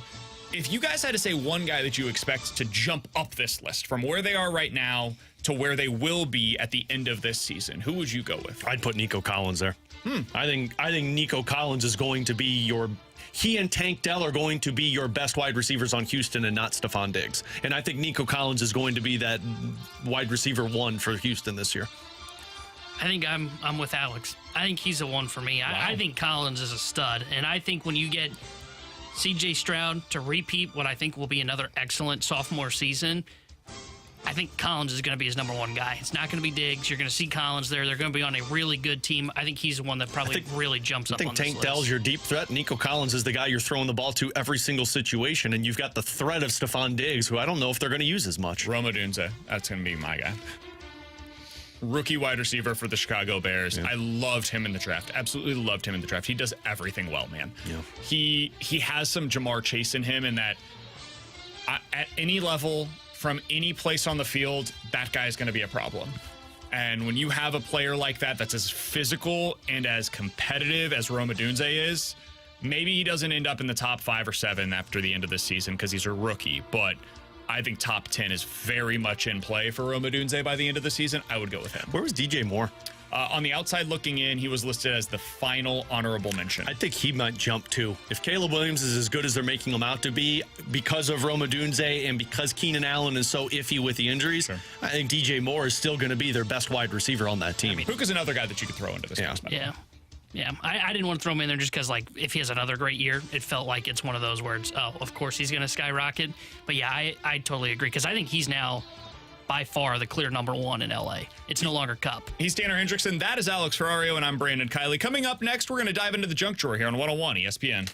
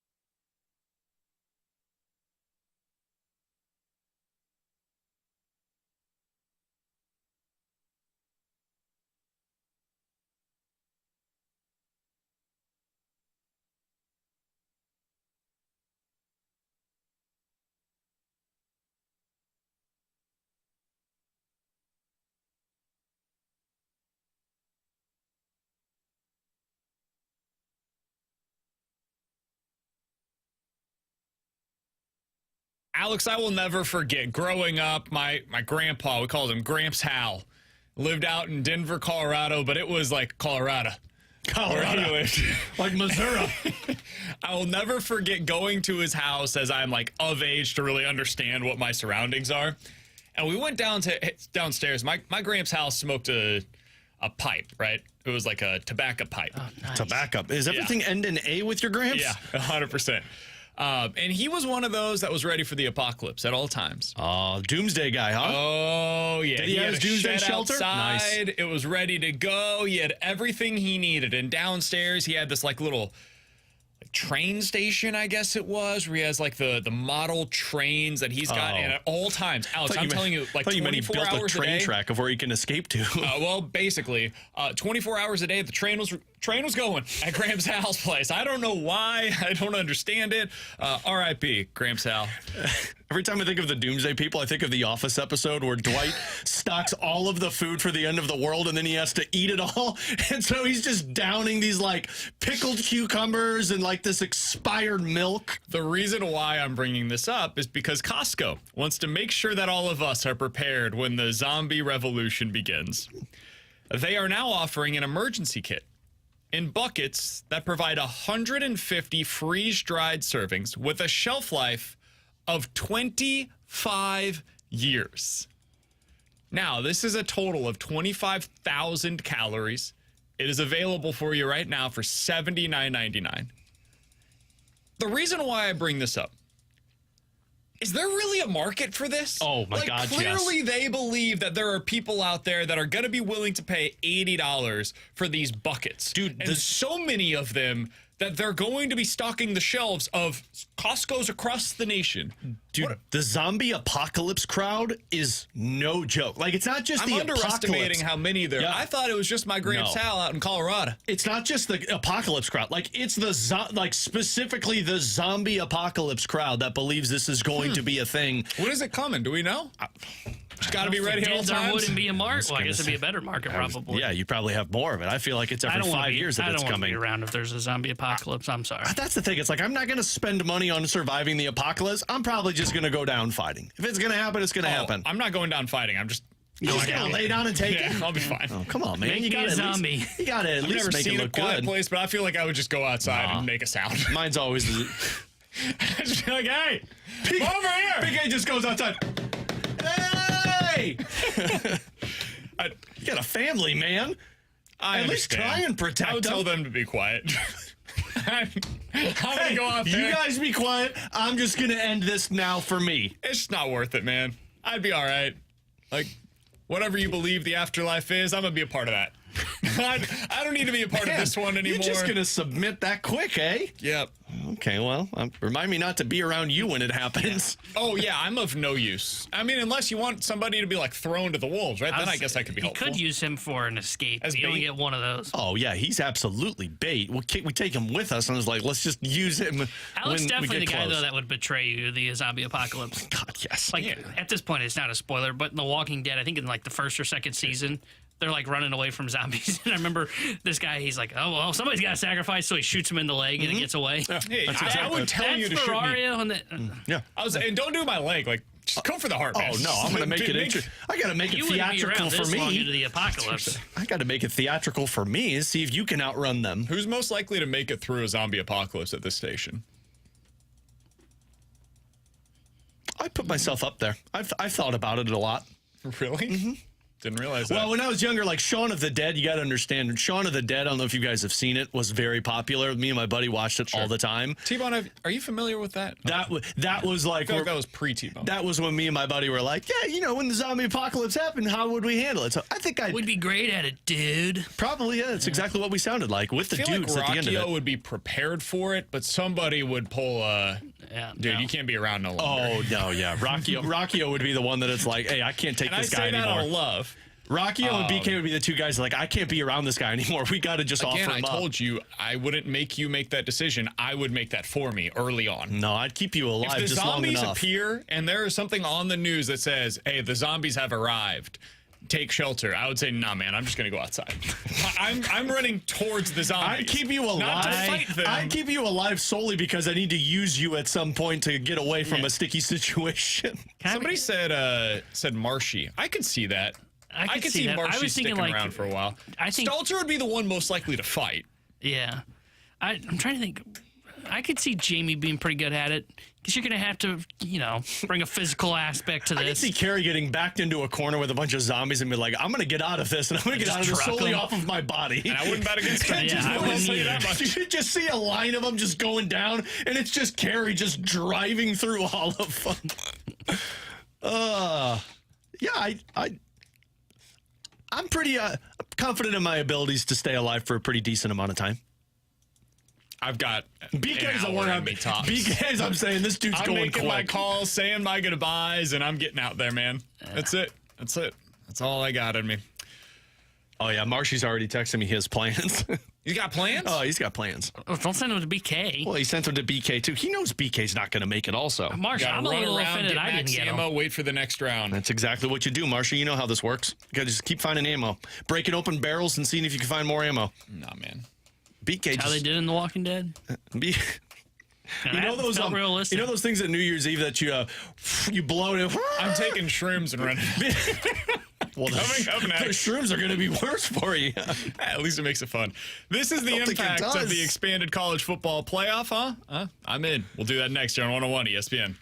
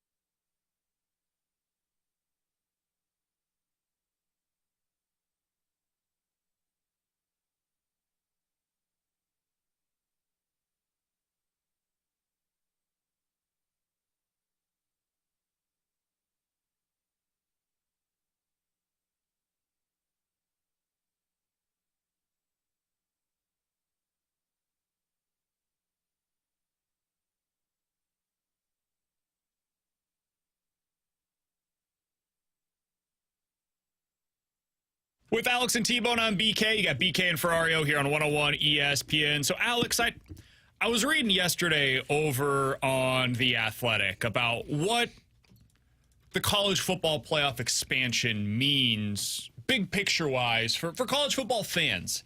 And I know T-Bone hates this, and that's fair, but to me, this is what it's all about. Here's what The Athletic wrote. The most unusual part about the day at SEC Media Days was that all 4 teams that were participating, Georgia, Missouri, Oklahoma, and Tennessee, could be nationally relevant this year. Welcome to playoff expansion. How many SEC teams make that field every year is still an open question. There seems like a good bit, perhaps as many as 4 might break right. But the desired effects of the playoff expansion can already be felt here in Dallas, this unofficial kickoff of the season, in the 4-team field teams such as Missouri, Tennessee, or Oklahoma, as well as Ole Miss, for example, which did its rounds on Monday, would just be nice stories. But with the expanded field, there is legitimate hope for each of those fan bases that their team could crash the big party. Again, that comes from The Athletic, breaking down what yesterday was like at SEC Media Days. Now, I think it's hogwash that Oklahoma or Tennessee could make the college football playoff this year. I think that's nonsense. But the idea that a team like Mizzou or Ole Miss or some of those other teams that probably have hopes of finishing like top 10 to top 15 in the college football playoff polls this year, those are the teams that would go into like last year's season saying like, yeah, man, could be a lot of fun to watch our team this year. And then that's kind of it. Like, that's the end of the excitement level.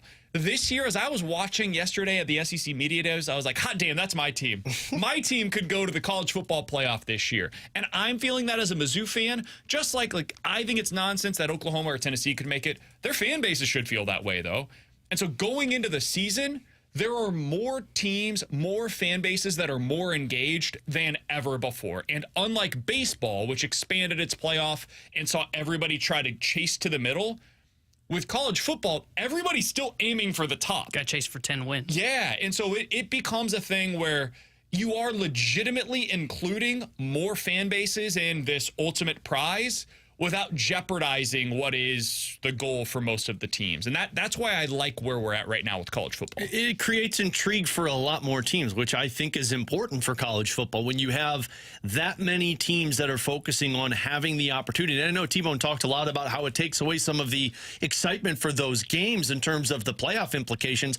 Man, I think that makes it more exciting because you have more teams that feel they have a realistic shot to get into a playoff spot this season. The stakes on individual game may be different, but the stakes for more games have meaning. And the anticipation at the time of the season for those games are going to be intriguing, in my opinion, because you're going to have 5 or 6 teams that last year felt like, well, there's no point in these games. We really don't have a shot, so I'm not watching it, to where now 5 or 6 more teams have a realistic chance to not only upset another team's playoff hopes or getting a top seed, but making the playoffs this season. That's where I feel like the intrigue really starts from week 1. Yeah, I do think it is a good thing that some of these, I don't know if smaller programs is the right word, but these programs now have a shot at the college football playoffs. Yeah, I'm more excited actually for the non-Power 4 teams that get a shot to be in the college football playoff than I am for like a Missouri that has a shot to make the playoff. Because the non-Power 4 never had an opportunity to be in the college football playoff. Like, why did those kids play college football? It was Cincinnati. Yeah, they had one.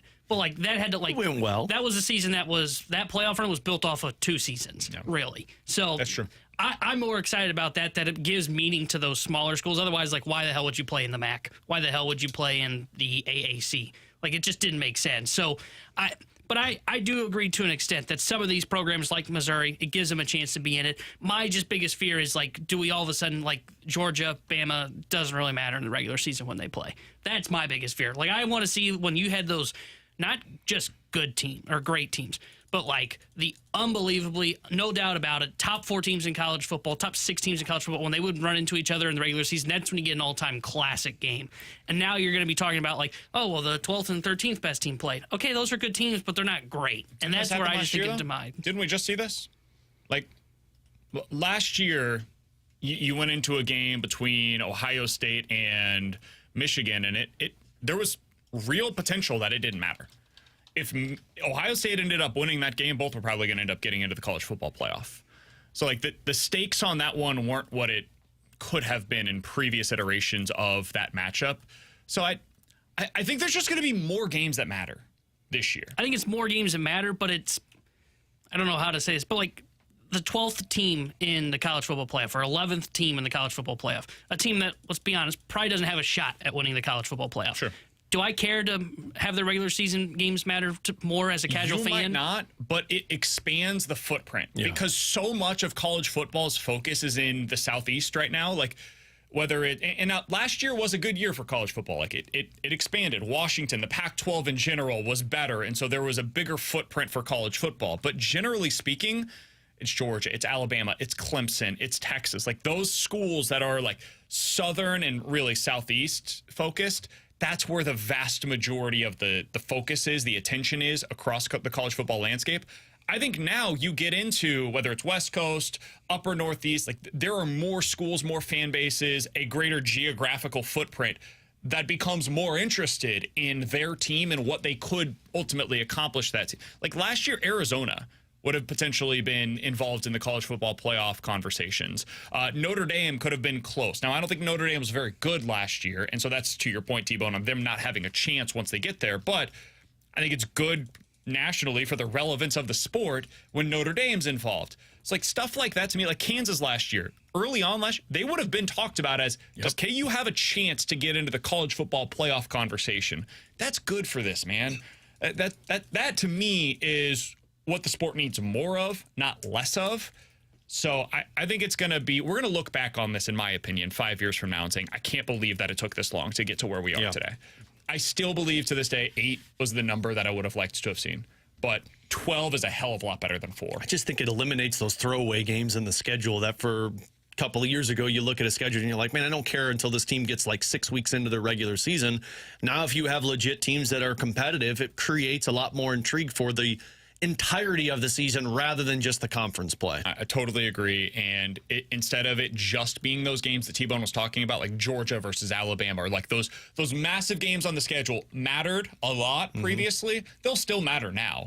What ends up being something that you really have to focus on, though, is now games like Arizona versus Oregon State from last year, when Oregon State was playing really good football at the time. That game matters in a meaningful way. Last year was like, you know, it's late in the game, late in the season. I guess I'll go ahead and turn on Arizona versus Oregon State. I know the stakes aren't super high. It's like the 10th best team in the league versus in the country versus the 20th best. People's only got an hour to watch football on Saturday, so we'll watch that game. Even that game now, like if that's the scenario, to me it is okay. It's fun, but you're not the target demo then. That's fine. But like you just have to acknowledge that you're not the target demo because I'm the casual college football fan. But you're always going to watch college football. For the people that don't watch it because their team stinks. If that game doesn't appeal to you now, then you're never going to be somebody that college football is going to be able to capture. Because now that game does matter. Because it has meaning for the college football playoff. Because it's a watered-down playoff system now of more teams getting in. Then you're not the demo for that. That's fine. But you need to acknowledge that, not college football. College football is trying to get a greater number of people to watch their product. They've already got you. By more participation trophies? Sure. And guess what? It's going to work. Every league does it. Going into this year, if you're a KU fan, that. If you're a KU fan going into this year, you can believe that your team has a shot. If you're a Mizzou fan, not only do you believe it, you are going into it anticipating and expecting it. That did not exist under the previous format. It's got Mizzou fans more engaged than I've ever seen them in my time as a Missouri fan. That would not have been the case under the previous format of the college football playoff. It's just, I would go into this season with 4 teams as a college football playoff saying Mizzou's very unlikely to be able to get there. I think they might be a top 7-ish team in college football. Top 4 is just such a high bar to clear. It's hard for me to believe that, realistically speaking. Top 12, though? Hell yeah, man. They can absolutely do that this season, and Mizzou is just one of many fan bases.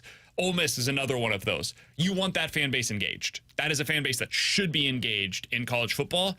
Dude, they're going to be all in this year. All in on this team, because that should be a really good team. And T-Bone hates it, and that's fine. Coming up next, 314-399-9646 is the Air Covered Service text line. You give us 2 scenarios. We'll tell you which one's more likely here in a game we like to call more likely to happen on 101 ESPN.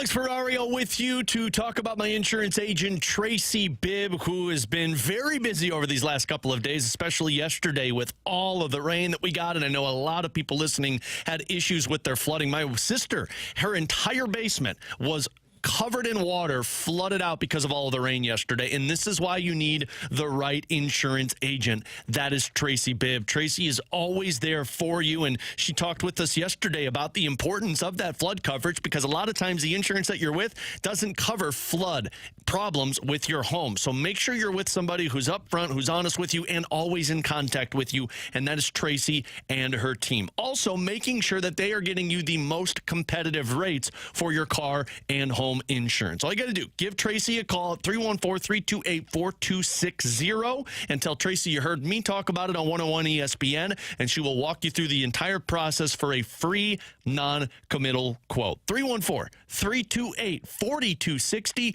It's no fib. You're always in great hands with the Bibb.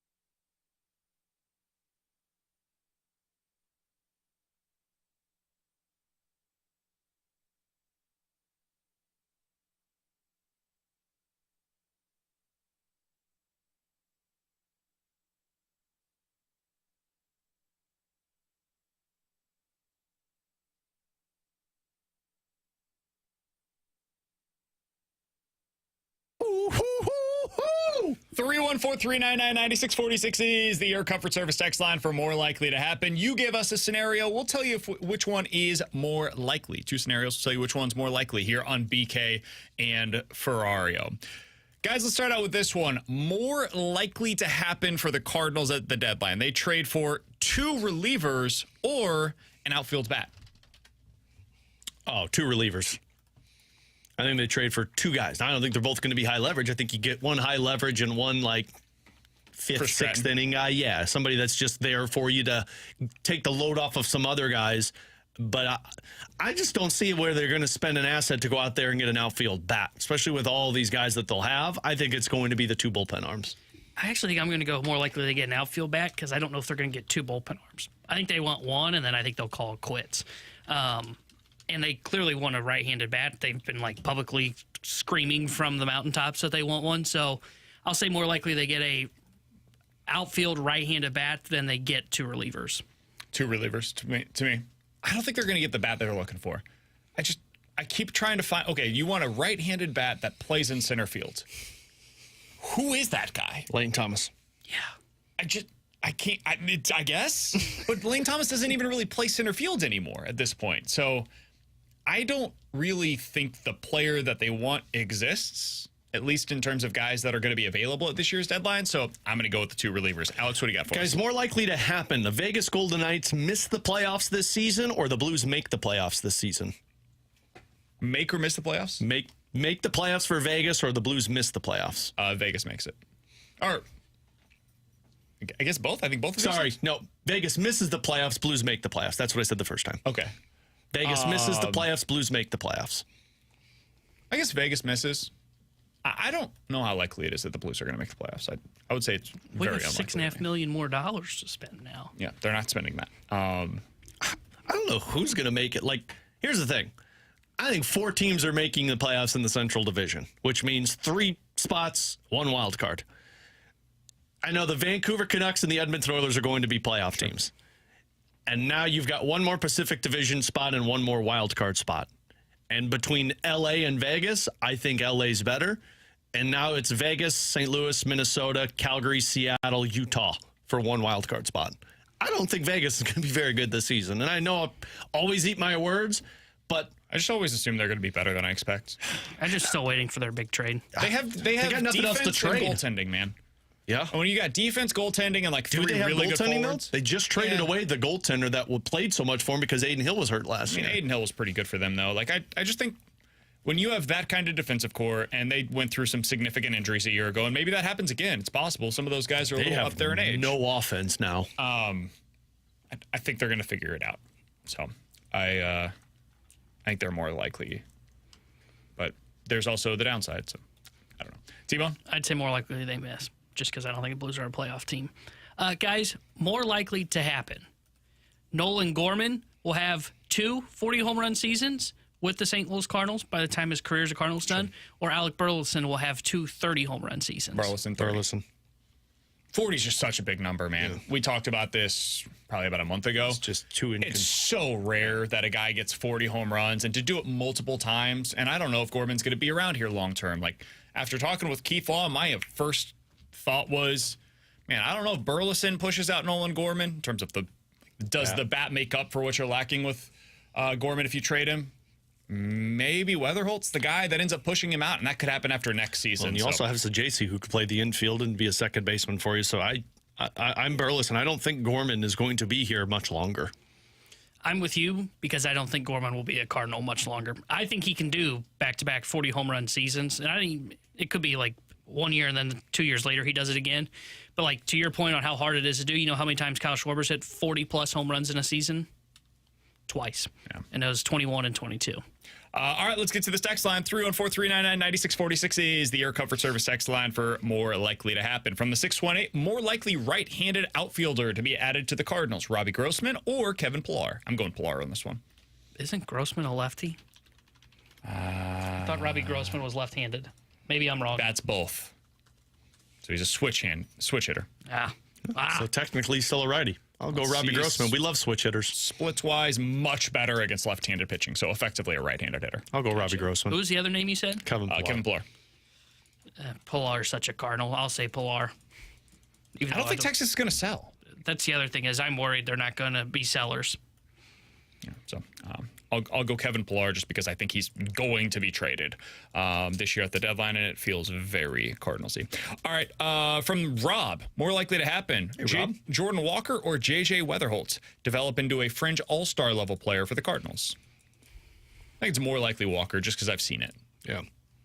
I think Walker has still star potential.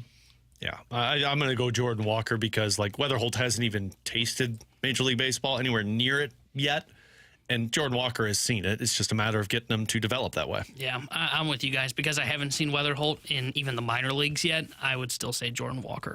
314-399-9646 is the Air Comfort Service text line for more likely to happen. More likely, Arenado stays in St. Louis for the rest of his contract, or Helsley re-signs with the Cardinals for another 3 to 5 years. I'll go Arenado. I don't think he's leaving. I'm with you, but I also think the Cardinals aren't going to be able to afford to re-sign Ryan Helsley when he's a free agent, and I think Arenado's here because of that contract. We were talking about this off-air the other day. What is the comparison for Helsley re-signing with the Cardinals? Because he's going to get big money. Like he's going to get is he free agency plus per year as a closer? Is he when he signed it as a multi-year contract? Free agent? And that was what, like 20 years ago? Yeah, I was going to say, let me pull it up. In recent memory, especially since these contracts have exploded. It was 2002 when he was 29 years old when he signed with the Cardinals. What did you remember what he signed for? I don't. I mean, it would have been not a lot of money compared to today. Sure. 4-year, $27 million deal with the Cardinals. So that's real money at that point in time. Yeah. That is, whoa. But like you go 6.5. You go inflation wise, that's probably what you're paying top closers right he's now. He's going to get more than what the report was that Hicks wanted. Remember what it was like 4x44, and I think that's what he signed as a starter with San Fran. But remember, the Cardinals were making that offer. We were talking about it was like 3 for $35 was what they were looking for last year at the deadline. He's going to get more than that and he's going to get less than Hader. So it's somewhere in between there, like 4 and 60, feels about right. something like that. I wouldn't sign Helsley. I'd let him walk to free agency. Yeah, I'm with you. So that's why I'd say more likely Arenado stays. And who's trading for Arenado right now? Like, Dodgers wouldn't want him. No. Like, he's just a bad asset at this point. Somebody on the text line said, could he get the Kenley Jansen contract? I don't know that he gets that. He got what, 5 and 125? Oh, he got a lot less 5 than and I thought. 80. It's like 18 a year, 16 a year. Maybe you get the 5 years. Could be. That's the kind of contract you're looking at, though. Is somewhere in that 4 to 5 year range, 15 to 17-ish million dollars probably. That's probably what his market's going to look like. And I can't see the Cardinals going there with him. With Alex and T-Bone, I'm BK. Chris Kerber, voice of the Blues, joins us next here on 101 ESPN.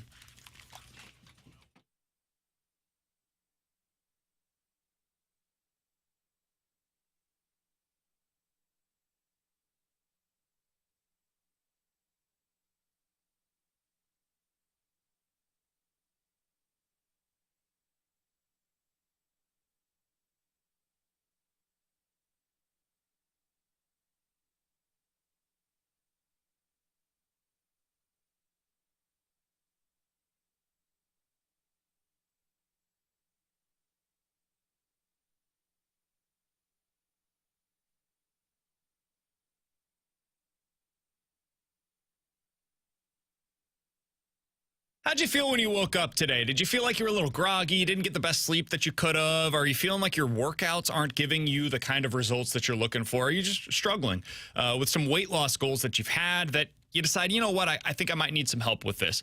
If any of those things apply to you, you could call and check out Victory Men's Health today. They have 4 great locations across the St. Louis area. They also can be found at victorymenshealth.com. They can help you unlock your inner champion. They're doing that for me. I went there a few weeks ago now, got my first blood draw, and when I did that, they get the results. They find out where your testosterone levels are, but beyond that, they find out where some of your vitamin levels are. And for me, I did have some vitamin deficiencies. It was vitamin B12, vitamin D. They're helping me out with a multivitamin supplement as well. It's helping me feel better throughout the day. I'm getting around my day, and my workouts are going better as a result. They can do the same for you, whether it's vitamin deficiencies, erectile dysfunction, low testosterone, weight loss goals. Victory Men's Health is there for you. Check them out today at one of their 4 locations or at victorymenshealth.com.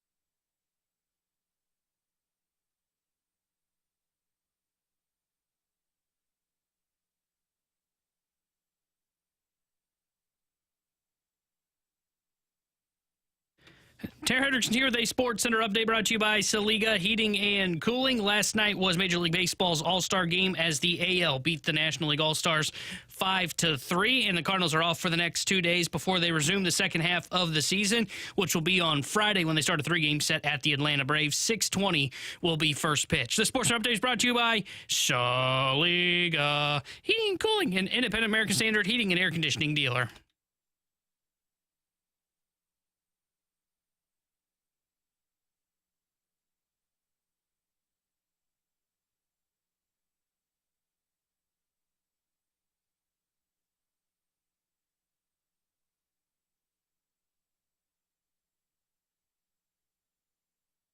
With Alex and T-Bone, I'm BK. Happy to go out to the 101 ESPN hotline to be joined by the voice of the Blues, Chris Kerber. If you missed it, the news today for the St. Louis Blues is that Torey Krug going to be out for at least the next 6 to 8 weeks with pre-arthritic condition in his ankle.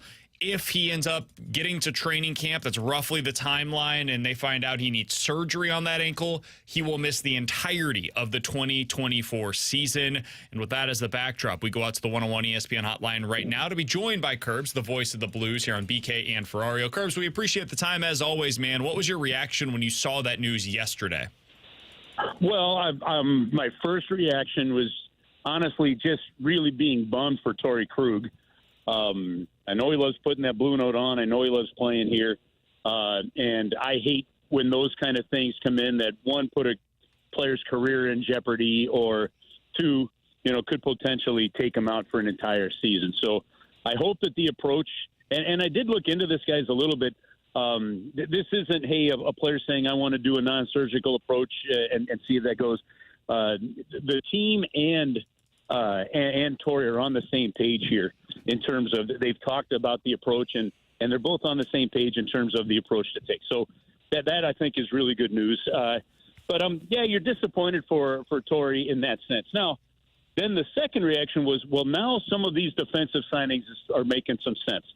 So it's obvious that thing just didn't come out of left field, right? It actually came out of the ankle. So in that sense, I do think that the reality of it is the Blues knew that they were going to need defensive depth. And when they had signed Ryan Suter, originally the thought was, golly, they're signing a lot of D and picking up a lot of D. Is this a precursor to a move? Well, now it's clear what that move might be, and that move might be Torey Krug being unavailable. The first thing I thought of, Curbs, was a player like Scott Perunovich has to be thinking that this is just another chance to really impress a coaching staff after a season where he stayed generally healthy. Now when you take out an offensive weapon like Torey Krug, because Ryan Suter plays a specific way, Nick Leddy plays a specific way, this is a Scott Perunovich moment. But I'll be honest with you. If you're asking me, I want it to be a Colton Parayko moment. Well, we've been trying for that one for a long time, Curbs. I'm like, it is going to be a Scott Perunovich moment, but you those moments have been there. Okay, so whether it be Scott Perunovich, whether it be Tyler Tucker, are they going to do what Matt Kessel did last year? Matt Kessel took a position, right, and didn't let the other guys take it back. Now, yes, because of the way he shoots, that was beneficial to him in that sense. Okay, but at the same time, you had Tucker that was in the opening day lineup, right? And then by the end of the year, couldn't make a lineup. Okay, Scott Perunovich, they played him until they hit the games numbers that they needed, right? And then it was back out of the lineup again. These guys have to find a way to stay in the lineup. Now, for Scott Perunovich, his opportunity is going to come from that offensive standpoint. But, guys, this is really simple. If he doesn't shoot the puck, if he's not willing to shoot more while on the power play along the blue line, I don't think it's any good for the St. Louis Blues. If the Blues do not develop and have somebody willing to shoot the puck from the blue line to get it through, it's not going to matter. And so whether that opportunity goes to Colton Parayko, or to be real honest with you, I think Justin Falk has got a terrific shot too. It's one of those. I think the Perunoviches and the Tuckers have a lot to prove to earn that yet. And you've got a little more certainty, whether it be Falk or Parayko, if you decide to go that route. Chris Kerber is the voice of the Blues. He's joining us here on 101 ESPN. Curbs, I don't know if you have any insight into this, but Were the Blues aware of this Torey Krug injury when they made the signings defensively? Like, at what point did they realize that this was going to be a significant issue that was going to potentially go all the way into the season? That's a good question, Brandon, and I do not have the answer to that. That is not something that I have asked yet. I have to think that, like I said, and again, this is reading tea leaves, just my opinion on this, but I do have to think that the timing of the Ryan Suter signing followed shortly thereafter by this announcement. I do think that those probably could be correlated.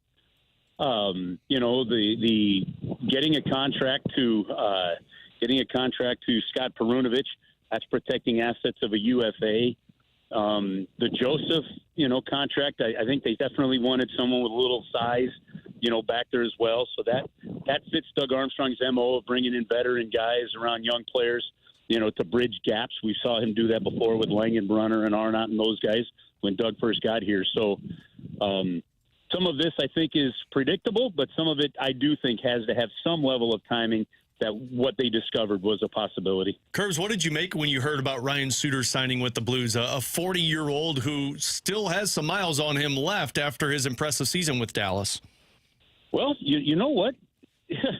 He played all 82 games last year, averaging 18 minutes a game, and he's been a part of a team that's definitely been challenging for a Stanley Cup. So he seems to still have it, seems to still have that ability to go. Will the Blues need him to be playing 18 minutes a game? I don't think so, but that doesn't mean that he won't. So it's a one-year contract. It's low risk in terms of the base salary. It's got a little more if he hits some bonuses, and the bottom line is if he hits his bonuses, one, you have the cap space, and two, that means he's been really great for you. So we didn't get faster. We sure as heck didn't get younger, but I do like some of the experience that they brought in with him. Curbs, final question that I've got for you. Is the Blues roster today better than the roster that we saw for the majority of last season, in your opinion? Because it's different. It's definitely bigger, whether that's with the forwards they added or the defensive guys that they've brought in. Like, they're definitely a bigger team. Are they better, in your opinion? Yeah, I do think they're better right now. I think that what they've added from a bottom six standpoint, I think is going to be more consistent for the team along those kind of lines. Have they put themselves into this is a playoff team without a doubt realm? That I don't know, to be honest with you. Have they put themselves in the if we play the game the right way, we will compete for a playoff spot and potentially get in? Yeah. And by the way, that's their goal. That's their stated process. Just got to buy some time. Now, how does this potentially get even better, BK? To me, does a Dvorsky make the team out of camp? Does somebody else potentially push one of these veteran players out come September? And if that happens, then you've definitely improved another level. Because, for example, if a Dvorsky is able to make the team and is able to crack the top six in some way, shape, or form on a semi-regular basis, that shifts your lineup down, and you've gotten a lot better with that type of opportunity. Curbs, final one for me. I didn't get the chance to talk with you because I know you were on vacation at the time, but what did you make when Claude Julien joined the Blues on the coaching staff? Oh, yeah. Yeah, what a signing that ends up being. My first thought was, okay, does Claude Julien and Drew Bannister know each other? And the answer was they really didn't. But you're bringing – guys, you're not just bringing you didn't just sign an assistant coach that's been a career assistant. Like, you're signing a guy that was a head coach for 15 years, that's won a Stanley Cup, that's been to 2 other Stanley Cup finals as a head coach. A guy that maybe at this point in time of the career, his best service to the game is going to be in mentoring. I think it's not only going to be great for Drew Bannister, but I think it's going to be excellent for Steve Ott and Mike Weber and the other coaches on here. So, I think it's a really smart, good, safe move. It's not one of those moves that says we're hiring this guy in case we need to move another guy. I think it's I've always wondered in sports, you can take this across any sports, fellas. I've always wondered who coaches the coach, right? There's a coach for everybody. Who coaches the general manager?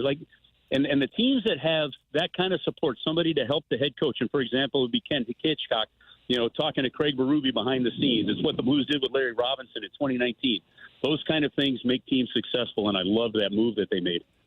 Hey, Curbs, appreciate the time as always, man. Good to have you back here with us on the show regularly. Now that you're done with your vacation, we look forward to talking with you again next week. All right, guys. Have an awesome rest of your week. Cheers. You got it. Same to you. That's Chris Kerber, voice of the Blues, joining us as he does each and every Wednesday on BK and Ferrario. Hey, hang out with Jamie Rivers, 101 ESPN, and Stella Artois this Thursday from 6 to 8 o'clock at Helen Fitzgerald's. Stella is partnering with Hot Ones to bring hot wings and hot trivia questions to St. Louis. You can go out, hang out with Jamie Rivers, get free Stella samplings and your chance at attendance prizes Thursday night, tomorrow night, 6 to 8 o'clock with Jamie Rivers at Helen Fitzgerald's. More information can be found at 101ESPN.com. Coming up next, we're going to hit the rewind here on BK and Ferrario.